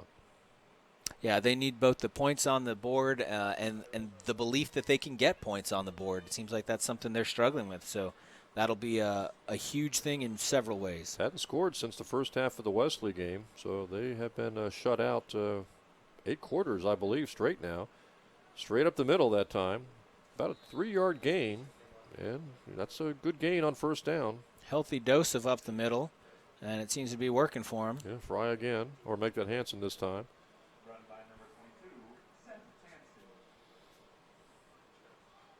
Hanson and Fry doing a lot of the carries, although Jones is the one who's actually been hauling the ball more often than not today. Hanson picked up 3 that time. Well, and the longer you stay on the field, the more rest you can give your defense as well. That certainly helps. Hanson again, got close to the 45, maybe a yard and a half that time. Just slowly moving the ball down the field. I know I've said it a lot today, but it's staying on schedule. It's getting 3 or 4 yards. It's getting those first downs. It's keeping it moving until you're in a position to score. And then obviously that crowning achievement does not happen on a single play most of the time. It's the conglomeration of effort moving all the way down the field. Big third down. You need to pick up at least 3 or 4 here to try to go forward on 4th down if you don't pick it up. And they picked up about 4, so it looks like it's going to be 4th and maybe a yard to go. A very makeable 4th down. No, they say he got all the way to where he had to go, Fry did, so it's a 1st down. And the Knights continue to run the clock and move downfield. Yeah, Fry's forward progress got him up to that line and then pulled back a little bit at the end. You have to appreciate a refereeing staff that can look out there and see, okay, and mark forward progress as forward progress and not just where it ends up. Clock running down here in the 3rd quarter, but the Knights have moved the ball to the 40 of Rowan. Up the middle again. Well, and this is where you can start wearing down that defense. If you're doing the same thing over and over again and you're gaining yards, it's great mentally for you, and it can really wear on the other team. You can start to assert your will as the Knights are doing now. This is what they've wanted to do all game, and it's really starting to hit pay dirt.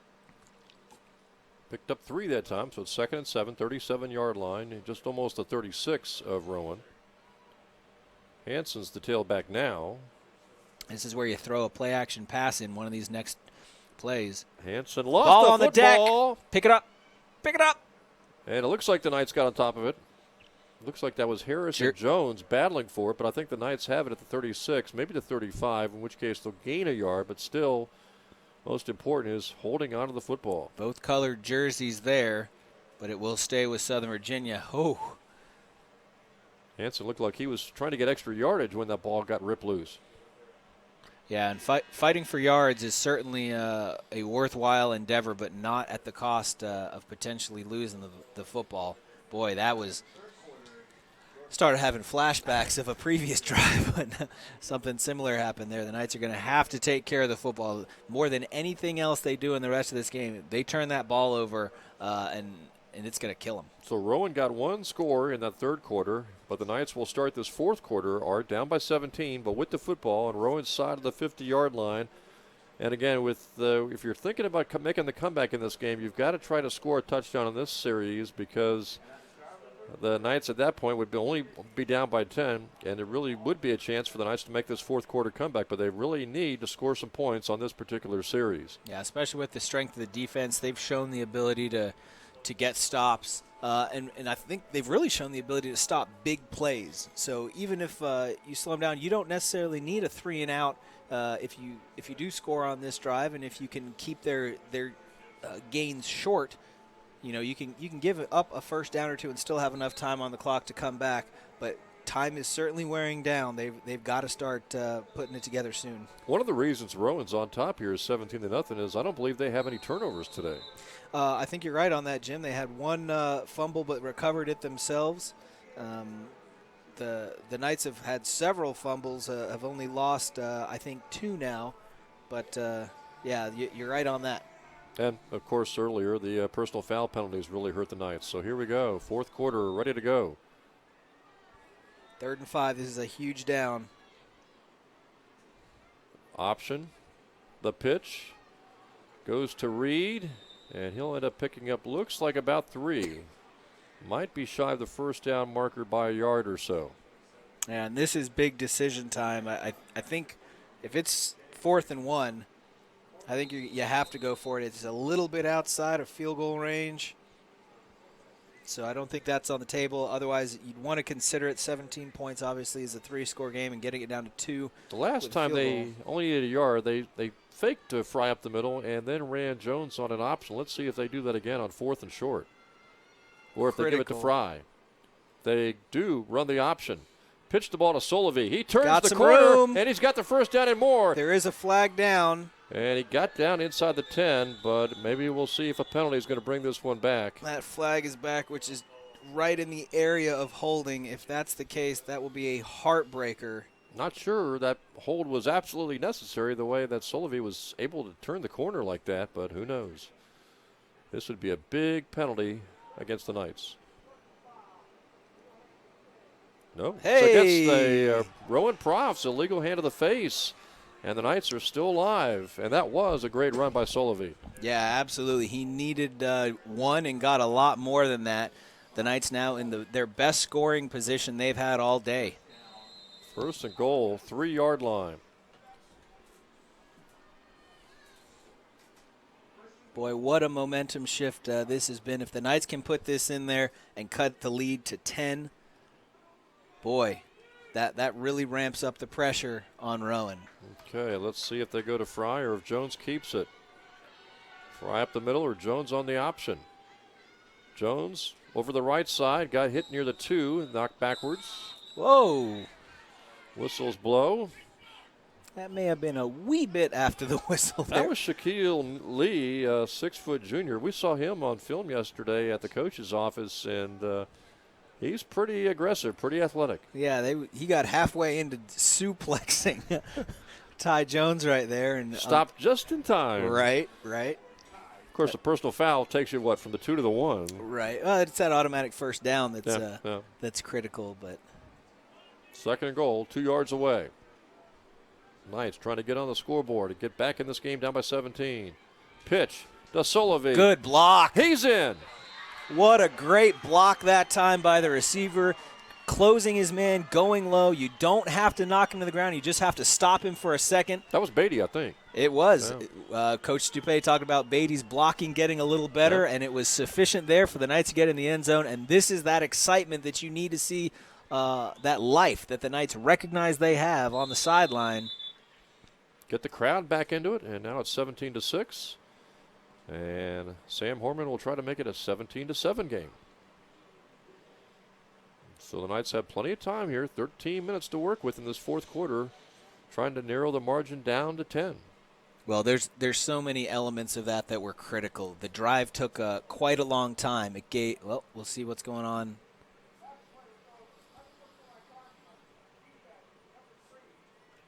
Unsportsmanlike conduct on the defense. That'll be enforced on the kickoff. Short kickoff. Like we talked about, momentum. That's a huge shift again because the Knights not the kind to kick it all the way deep anyway. Well, now it gives you a chance if you want to. I mean, if it doesn't hurt you too much, to try to maybe take a stab at an onside kick.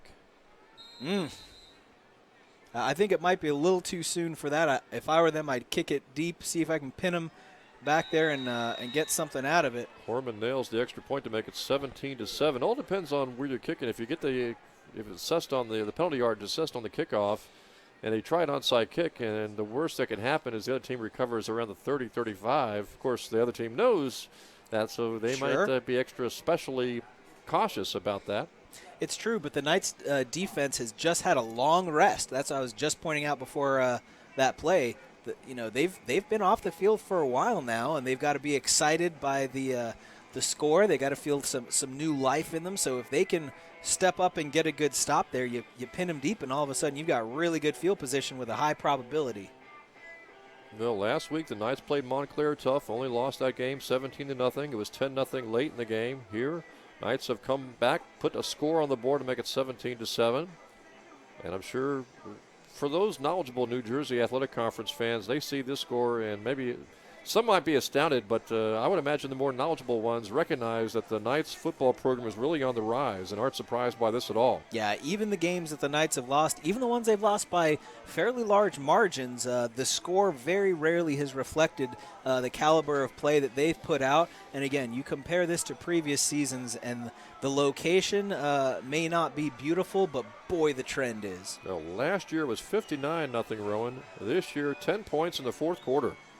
And kicking off from the 50-yard line. See if Horman kicks it deep, or maybe tries an onside kick, or perhaps squibs it downfield. Rowan's attentive to a possible onside kick, but it looks like the Knights will go deep. And Rowan will take the touchback, I'm sure. Yeah, especially you may think about it until you bobble that catch, and that'll make the decision for you. 6 yards deep in the end zone. So. Yep. Well, now there's no question. The Knights have to have the defensive stand. If they're thinking victory, they've got to stop Rowan on this series.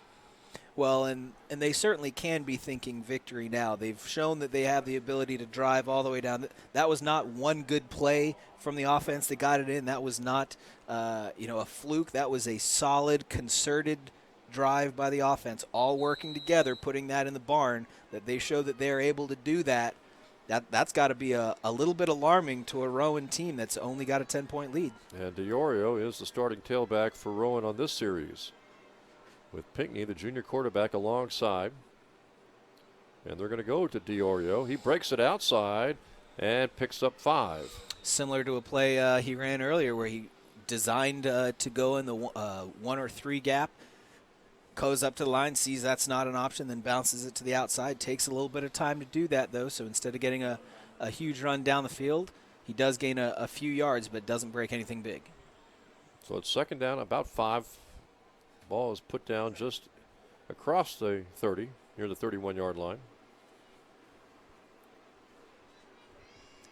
A lot of time, but the Knights cannot allow much in the way of first downs. Good stop. Pickup of about 2, leaving the Profs looking at maybe a yard to go, as that was Marcos Garcia again, the sophomore. Yeah, coming in that linebacker spot, just tying him up, waiting for help, getting the stop. Marcos not the biggest guy, but he is very, very aggressive and very quick. Yeah, and it's so helpful to have a guy like that that's just willing to step in, do whatever you need him to do. You know, a lot of guys will come out here and just try to deliver a big hit, but and make a highlight reel. See if they take this 5-yard penalty, illegal formation to call against Rowan. I'm sure the Knights will take that. Repeat second down. And they will, yeah. Back at the 25 now, so it's second down, about 9 to go. Little things starting to go in favor of the Knights as well. That momentum has certainly shifted, but they're going to have to keep their foot on the gas. And false start. Left guard, it looked like, jumped. And now it's second and 14 back at the 20-yard line. And now suddenly Rowan, after the Profs led 17-0, they're starting to make mistakes. Yeah, that confidence you have of shutting out a team at their stadium all the way into the fourth quarter. You know they haven't scored in a while. You can really kind of get a little overconfident, and when they start coming back, it's starting to look a little scary. Second and 14. Pinckney wants to throw. He fires. Incomplete. Ball was at the feet of the receiver, and the defensive line for the Knights had a hand in his face and maybe forced him to throw that, Art, maybe sooner than he wanted to. Yeah, certainly hands in his face, and great job by the defensive line to recognize, hey, we're not only – my job is to get to the quarterback, but if I can't, before he releases that ball, put a hand up, either get a deflection, force the change in route, something, and able to do that. 3rd and 14 brought up. This is the defense stepping up big. Can't allow a first down now from the 20-yard line. 3rd Absolutely and 14. not. Quick throw, and it's thrown away. Incomplete is the ruling. It was a forward pass. Wow. And Pinckney really just not accurate at all on that series. And now a 3 and out for the Profs, and the Knights are in position here, only down by 10 in the fourth quarter. And that's a difference that confidence can make. You know, when everything's rolling your way, little things like that, you know, it's that takes that edge off and makes it pretty easy to make that throw. In that case, the throw's a little off, which makes your receiver a little frantic. He's unable to catch, and all of a sudden, 4th and 14, punting, back from your 5-yard line. The Knights have got to be excited by this, but they tempered aggression. They have to be smart, hang on to the football. Here comes the kick, and they just get it away. Fair catch called for and made at the 44-yard line by the Knights. That was Morgan Smith, the sophomore from Florida, making the fair catch. And so the Knights have outstanding field position, the 44-yard line. Plenty of time still left on the clock. Second drive now. The last one took up a lot of time, was well executed, bits and chunks of yards as you can get them. Just keep resetting first downs, and get it down there. The Knights are going to have to show their ability to do that one more time. They know they can do it. They did it on the last drive. Let's see if they can do it again. Hanson, the tailback. Pitch. Good timing on the pitch. Halai. Good gain all the way to the 46-yard line. That was Keenan Halai picking up outstanding yardage. Looks like he's got about 9 on the carry. Yeah, great block by John Harris. You mentioned, not a big guy, but goes right at the ankles of his man, takes him out, and that's what turns a 1, 2, 3-yard gain into a 9-yard gain. 10 there. It's another first down. It is a first down. They give him 10 yards. It's first down Knights, 46 of the Profs. Straight ahead this time is Hanson for a couple to the 44. Just keeping that ball rolling. Every once in a while you go to the middle, you go to the outside. You can't show them the same thing over and over again unless you're trying to lull them to sleep and then go for something big.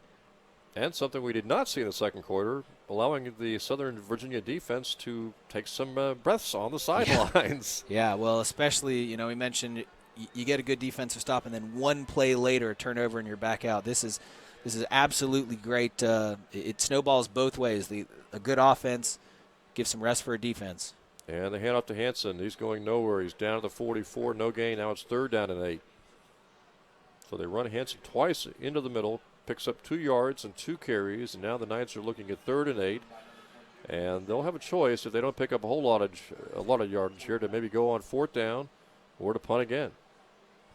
Yeah, the way the defense is performing, if this doesn't gain much in the way of yardage, I would punt. I'd pin him back deep and see what you can come up with. The offense for Rowan sputtered a little bit on the last time, maybe a little bit on the ropes. Give your defense an opportunity to make a big play, but you'd love to get a first down on this one and not even have to make that decision. Jones on the option. He cuts it back inside and runs into a defensive lineman and goes down right there as Rowan's defense makes the play, not allowing any yardage, and here comes that decision, 4th and 8 for the Knights. Yeah, and they are going to punt. Yep, they are going to punt. Well, the punt team is going to come onto the field. Again, we've seen one fake punt from the Knights already, and it went for a big gain against Earlham. This may be the situation where you call that out. Hanson is the punter. Also a running back, so very capable of running the football.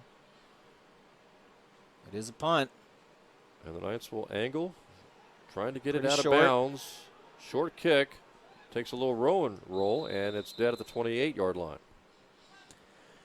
Well, the offense didn't turn the ball over. They did gain a little bit of yardage, so able to reverse field a little bit.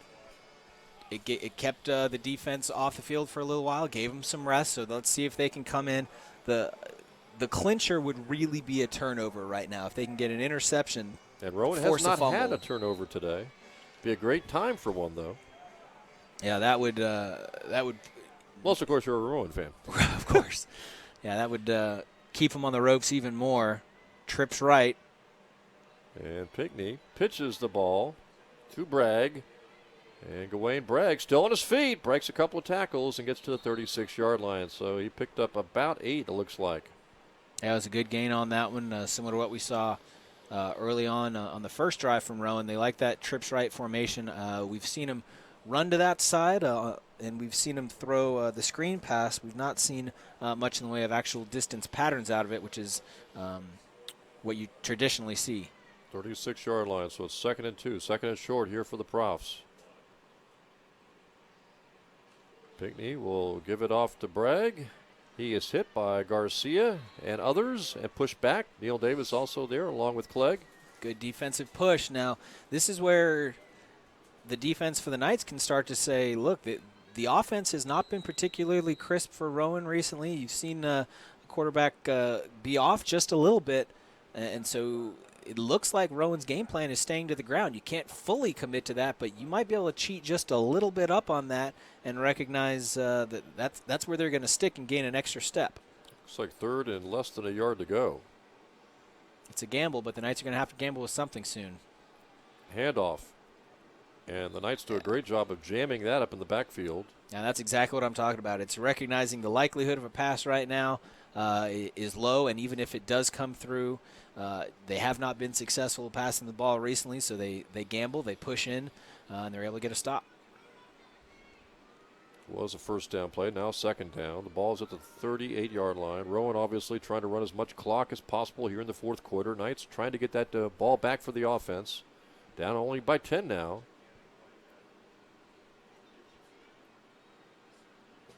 You can see, obviously, Rowan taking as much time in between plays as possible. Pinckney's going to try to throw. He is pressured. He got away from one man, runs and right he's sacked into another man. That's Clegg. Huge push, the entire defensive line by the Knights coming in, closing gaps, getting pressure, and anytime quarterback's got that much time and doesn't throw the football as well, credit the secondary for giving him nowhere to go. Ty Clegg making a big play all the way back to the 27-yard line. Boy, the Knights defense has stepped up in a huge way here in the second half. They held on a lot in the first, kept the game close, and now just as the offense is clicking, the Knights doing everything they can on defense to help out their offense as well. And suddenly Rowan is really trying to focus on running that clock out. Understandably. Pinckney and into the backfield. Got him there. Knights gang tackle him. Force the punt. A lot of excitement out there, a lot of energy, and the Knights are going to need every bit of it to close this gap. 6 minutes, 43 seconds left in this game. See Bragg thinking he got a face mask. And there is. That would be terrible. Hope they don't get a first down from this.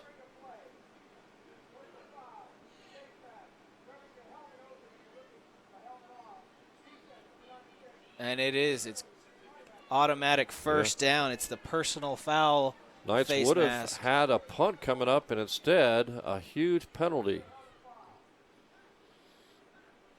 Sometimes the Knights just can't catch a break today. They've had several personal foul penalties that have really turned the game around in the second quarter and now here in the fourth quarter. Yeah, Mahe called for that one. You can tell he's pointing at me saying, what, that was me? What are you talking about? We couldn't see it from this angle, but, boy, just a heartbreaker of a penalty. And you see that once in a while when they stack somebody up and start gang tackling. Somebody grabs the face mask inadvertently, but in this case it gives Rowan a first down. 41-yard line. Back to Bragg again. He gets away from one man, gets to the corner, and picks up good yardage to the 50. Good wrap up that time. Neil Davis again not letting his man by, not just delivering a hit, but stopping the run. Pickup of about 9. Well, it would be a moral victory to come away with a win this close, again after breaking the drought of not scoring. But the Knights would love more than a moral victory, certainly, and still have enough time to do it. I was going to say the way the defense has played all game long and the offense especially picking it up here in the second half, even if the Knights end up losing this game, this is a game they can really build on for the final few games of the season, though. Well, and it's a perfect thing for a coach to run up the middle for a short gain. It's a perfect thing for a coach to look at and say, look, turnovers and penalties. Turnovers and penalties go the other way, and we win this ball game. Penalties especially, although that turnover we talked about back in the second quarter was huge because it could have been a 3-0 game at halftime, but really the penalties have just killed the Knights, these personal fouls and obviously that last face mask. Yeah, big penalties too. I mean, there's been, I think that's the fourth 15-yard penalty on the Knights, and that's so difficult to overcome. And we were talking with Coach DePay in his office yesterday about these penalties that occurred last week against Montclair and obviously today against Rowan. And in come the chains to measure for the first down. It will be close, and looks like it's going to be maybe shy by inches. Let's see. It is shy. Third down and short for Rowan. Knights really could use a defensive push here because the clock is a huge factor now, down by 10, and just about 5.5 to go. Reminder, we've got soccer coming up after this. We've got at 5 o'clock women's soccer against York, followed by the men's soccer game against York at 7:30 tonight. And those will be big soccer matchups as the Knights try to get some conference wins down the stretch to hopefully make the tournament. Knights need this stop to stay in this game and just the drive forward. He only needed a few inches and looks like he may have enough. First down looks like for Pinckney, and that's guaranteed to take a few more minutes maybe off the clock. Yeah, you could tell the quick push off the line that time by Rowan. Very likely the quick count went on set perhaps. So the Knights, it's a situation you call so that the Knights have just that half a second delay to let the push get you the yard you need. Rowan taking as much time in between plays, 47-yard line. Now we may have some movement along the lines. Yeah, the Knights showing blitz and Rowan reacting. See who this 5-yarder will go against. It'll be the Profs. False start. 1st and 15. Ball back at the 48-yard line. Again, this drive maintained after the Knights apparently had stopped Rowan and were going to force a punt just a couple of minutes ago. That drive was extended, though, by a face mask by the Knights. Needless to say, at this particular stage, the biggest penalty in the game against the Knights. Yeah, I don't know. There's been a few big ones at critical times. I'm thinking of one a couple of drives ago that stopped the offense. Up the middle. That's Bragg. Good gain all the way to the 42 of the Knights. Yeah, that's more their slashing back who you can tell low center gravity, drops down, makes quick, sharp cuts as opposed to the ground and pound. Exactly what they needed on that play. Yeah, he's about 30 pounds lighter than Diorio. He's 173. Diorio's about 205. So Rowan came in, maybe thinking they were going to have an easier time. I didn't think they were thinking by the fourth quarter, we're going to run that clock out, guys. Right. Well, and you have to wonder if there was a fifth quarter in this game, how it would turn out. And obviously there's still football left to be played. Track down the backfield, just unable to catch up, but there is a flag. Yeah, this is probably going to go against Rowan. I would imagine either a block or a hold. Block in the back or hold, maybe. Been calling Neil Davis's number a lot today as well. That's a very smart play by him. It'd be easy at this stage of the game to be frustrated. Got your hands on a guy, you drive him out of bounds, and in that case to bring him down, but just lets go, pats him on the back, avoids another penalty. It is a hold against Rowan. Yeah, I don't know if the coaches think much about this as the fans do, but I'm sure there will be some Knights fans, if this score holds up, thinking, boy, if we don't have that turnover and don't have all those penalties, what the score would have actually turned out to be. Yeah, absolutely true.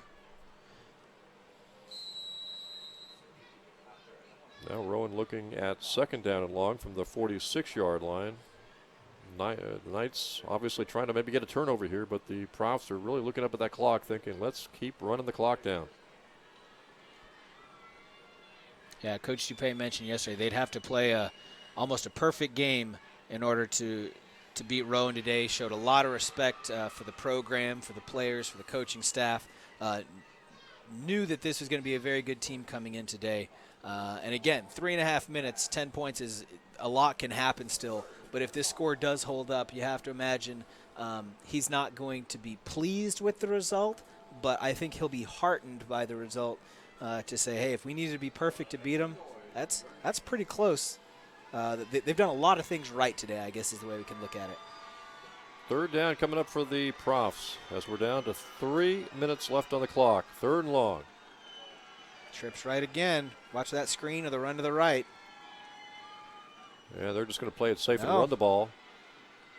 Short game. Rowan's going to go ahead and punt here. They just wanted to run some clock and punt the football away. Now the Knights really need either a big play with special teams on a return or a quick strike offense, because they're going to have, if they want to win the game, they're going to have to score within literally minutes, obviously, with just 2:47 left on the clock, Art, and then they'd have to go for the onside kick too. So. Yeah, either way, you want to get a quick score, you'll take either the field goal or the touchdown, whatever you can get, but you've got to get points, and it's got to come quickly. Well, you had the one big turnover right before halftime that could have turned a 3-0 game into a 10-0 game, but I don't know if that would be the biggest concern right now, I would imagine, for Coach Dupay when he looks back on the negatives of this game would be just those penalties you talked about. Well, and you had mentioned earlier, he said, these guys are still learning what it takes to win a football game. And that can mean a lot of things to a lot of people. But I think what it meant to me, at least when he said that, was they have to realize that, if you're outmatched in some way, you have to make up for it somewhere else. And the Knights are certainly doing themselves no favors with penalties, and you just have to say, look, maybe they're going to jaw at you a little bit. You have to be reserved. You have to contain that, because you cannot give them those penalty yards if we're going to win a football game. And each penalty, I mean, at least a couple of them either maintained Rowan drives or stopped a Southern Virginia drive. Yep. They're going after him. Kick is away. Caden Knight, no, that's going to be Morgan Smith making the fair catch at the 21-yard line. So Smith, the sophomore from Newport Richey, Florida, makes the catch, and the Knights will have to go about 78 yards. And again, if they want to win, they're going to have to score twice here. Yeah, good adjustment to the kick that time, and also it's a good job being willing to go to the ground. In that situation, whatever you do, whatever you have to do to secure the football. And obviously, whenever you go to the turf, there's a possibility that it's going to bounce out and whatever, but it can also help you kind of collect that ball and hang on to it. So as a return man, you shouldn't be afraid to go to the ground if it's going to help you secure the football. See if they start throwing here, needing 10 points. Jones rolling, fires, had his ball tipped. It throws. I'm thinking here, my question was, do you just go straight with a passing game, or do you is this the time to introduce some sort of gadget play? I love me some gadget plays. So there was in college. Halfback option, perhaps, or hook and lateral? College football, I think last week there's a team that ran a good old-fashioned flea flicker. I haven't seen one of those in a while, so I don't know what they've got in their playbook, keeping it in the back pocket, but they certainly need a lot of yards quickly, and so that's not what their offense is designed to do, so we'll have to come up with something. Needs 78 yards for a score. Go straight up the middle with the ground game and maybe pick up 2 to the 24-yard line. We've got a dude. That's a little interesting as well. There's been, for the last probably almost this entire quarter, Anthony Rizzolo willing to stay down, laying on top of the ball carrier for a little while, maybe a little strategy there as well, running some clock. Poor form, sir. Poor form. Knights have Carroll to the right, 2 receivers including Beatty to the left, and Jones looks left. Firing for Beatty out there, but way overthrown. Nobody home. No one is home, and so now it's 4th down. Well, there's been some difficult calls made earlier today about what to do on 4th. This is probably one of them. You're only, with the amount of time on the clock, you got a couple of timeouts. You got to go for it on 4th down. Don't need the home run ball, just need the 1st down. And it looks like the Knights will not concede. They're going to go for it on 4th down. Yeah, I like seeing that. There's been some times this year where it seems like the Knights have been just trying to get into the locker room at the end of the game and leave the gap where it is. And there's something to be said for that, I think, when you're down significantly. But this game is not completely away, and I think fighting until the last tick of the clock is reasonable. Yeah, I'm sure Coach DePay is not worried whether it's 17-7 as a final or 24-7. He just really wants to keep his team, as you mentioned, fighting. Yep, and especially calling the timeout. They want to talk it over, give themselves the best opportunity to draw something up that'll be successful here. Well, win or lose, and it looks like right now Rowan's got this game in hand, but you never know. But win or lose, it's been a great effort tonight by the Knights. Another great, outstanding defensive effort by Southern Virginia. The offense at times, especially in the 1st and the 4th quarters, really picked up their game.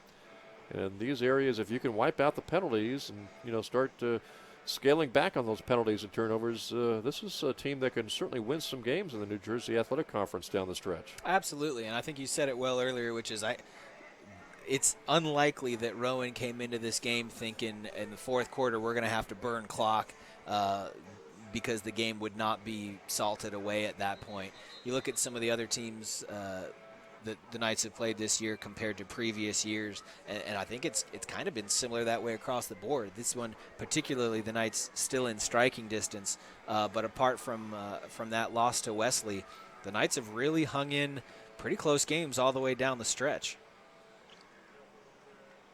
4th down. This is the game right now for Southern Virginia. They need to get 8 yards to keep this drive going. Jones will try to run for it, and he won't get there. Yeah, you could see right before that play, Coach DePay still very animated, still very invested in this game. Tell you one thing, Rowan with this win is going to improve to 4-1 of the conference, and next week, Art, they play at home against Wesley, and I'm sure their coaches pretty good ball club. Now, I'm sure their coaches will say, got to play a little bit better, guys, if we're going to beat Wesley next week. Yeah, that's really the question right now is who is the measuring stick in the conference? Some as you mentioned, will say it's Wesley. There's well, schedule-wise, Rowan with the home game against Wesley and already having beaten CNU and Salisbury at home, still a tough road game to go at Frostburg. Provided, of course, they can win at home against Wesley, they'd be in the driver's seat as far as the schedule is concerned. Boy, and wouldn't that be something? Run up the middle there, taken down. DeOrio again. Short gain. Wouldn't that be something if Rowan does end up winning out in this conference and the Knights at the end of the season say, look, okay, the record may not be what we want, but the team that won the conference, we lost to by 10. I mean, that's a reasonable gap, certainly, to as the 10th preseason 10th team. No one would have thought that would have been a reasonable gap, and just the climb from last year. And, Rowan's had a habit this season of playing close games. Against Salisbury, they only won 34-30. It was a very close game against Newport, 10-7. Even their loss at Montclair was a 7-point game. So this is a team that is more, they're used to playing these close games. Yeah, they absolutely are. Shout out there to number 92, Pei Tuiaki, who very excited to hear some island music coming over the PA system here. Certainly a spirited Polynesian group here on campus. Part of this team may have a little something to do with Coach Ed and Coach T on the sideline for the Knights. If you're Rowan here, let's see if they just take a knee, perhaps. Knights have no timeouts left. They certainly could, and I think that would be the sporting thing to do. Clearly not going to. Going to go ahead and run and basically take a knee thanks to the Knights. Yeah, whether they choose to or not, the Knights have several folks there who would like to convince them to take a knee, stepping in to make sure that happens. So now 3rd down. And at this point, they may be thinking, they're trying to strip the ball away from us. We might just take a knee rather than, some people say taking a knee is gentlemanly, and that's why you do it. It's also a safe thing to do. It's not risky. If you got the lead, stuff can happen. And the Profs on a 3rd down play, give it off to DeOrio again. He's hit by Garcia, knocked down right there. Stopped at the line again, and the Knights defense going 100% to the end of the game as well. They're saying if you're not going to take a knee, that's fine, but we're still going to guarantee you're not getting in that end zone again. Reminder of soccer coming up. Women's soccer, 5 o'clock against York, followed by men's soccer at 7:30 as Rowan continues to run this clock down. They're going off the field. I thought they would have to run one more play, but that may very well do it. Yep, looks like the clock is going to be able to run out for the Profs, and they're going to improve with this victory now to 4-1 of the conference, 5-1 of the season, and the Knights will drop to 0-5 in the New Jersey Athletic Conference and 1-5 on the season. But Knights played a whale of a game. Just had a few mistakes they've got to clear up going forward in penalties and that one big turnover. Yeah, a valiant effort, certainly. And you could tell, we've mentioned in previous games as well, you could see the Knights improve as the game wore on. The offense certainly clicked at the very beginning, but then kind of stymied a little bit. But as that game continued, they got better and better and better. Man, if there were another period at the end of this game, you have to wonder how that would have turned out. But either way, trending in the right direction, certainly. I love that the coaching staff here is aggressive enough, is motivated enough that they're not going to be happy with a moral victory of losing to Rowan by 10. But I do think it bodes very well for the direction the program is heading. And even though the defense gave up 17, again, if they don't have that fumble, it's really a 3-0 game at halftime, not 10-0. So you could say the defense truly only gave up 10 today, which is pretty much what was the story last week. So the defense has just been tremendous. And the offense was able to pick it up today, get that one score in the second half. Just got to, again, most especially, I think, Art, because a lot of those penalties either stopped Knights drives or extended Rowan drives. So I would think clearing up those 15-yard penalties, the face masks, the personal fouls, that's got to be one of the uppermost things on Coach DePay's mind. Yeah, absolutely. And those are very controllable things. Those are Those are mental mistakes. Those are voluntary things that your players are choosing to do in moments of weakness. Whether it's because you're frustrated, whether it's because you feel that you've for whatever reason, it's a choice, and it's getting your players to overcome that and realize not just that that's unacceptable as the kind of men that Coach Dupay is helping groom these guys to be, but also you can't hurt your team like that. It's just not acceptable. Last year was 59-0 at Rowan. Today, 17-7. I got to believe the Profs have gained a new respect for the Knights. I would hope so, and if not, all the better, because when they come out next season, the Knights are going to look even better than they do now. And if they don't have an increased respect for them at this point, they certainly will going forward when that W becomes an L and vice versa. So the Knights next week, Art, will be having homecoming against William Patterson next Saturday, 1 o'clock, and that'll be a huge game for them, a very winnable game against William Patterson, and hopefully the positives they saw today against Rowan can be carried over at the next Saturday. Yeah, and there were a lot of positives today. It's and we've talked a lot about penalties. We've talked a lot about mental mistakes and the turnover battle, and those are some of the negatives, but there's so much to be excited about. There's so much trending in a good direction, and you have to find that perfect balance as a coach of finding the things that you need to get your guys to change, but also not beating them up too much and recognizing the good things they were able to accomplish. So again, make sure you join us next Saturday for homecoming football against William Patterson. And a reminder, again, coming up at 5 o'clock, we've got women's soccer, Southern Virginia women taking on York, followed by the men's soccer game against York at 7:30. That'll wrap things up here from the fields at Southern Virginia University. Final score again, Rowan 17 and the Knights 7. For Art, Josh, and all of our production staff here at Southern Virginia University, thanks again for joining us today for Knights football, and have a great day, everyone.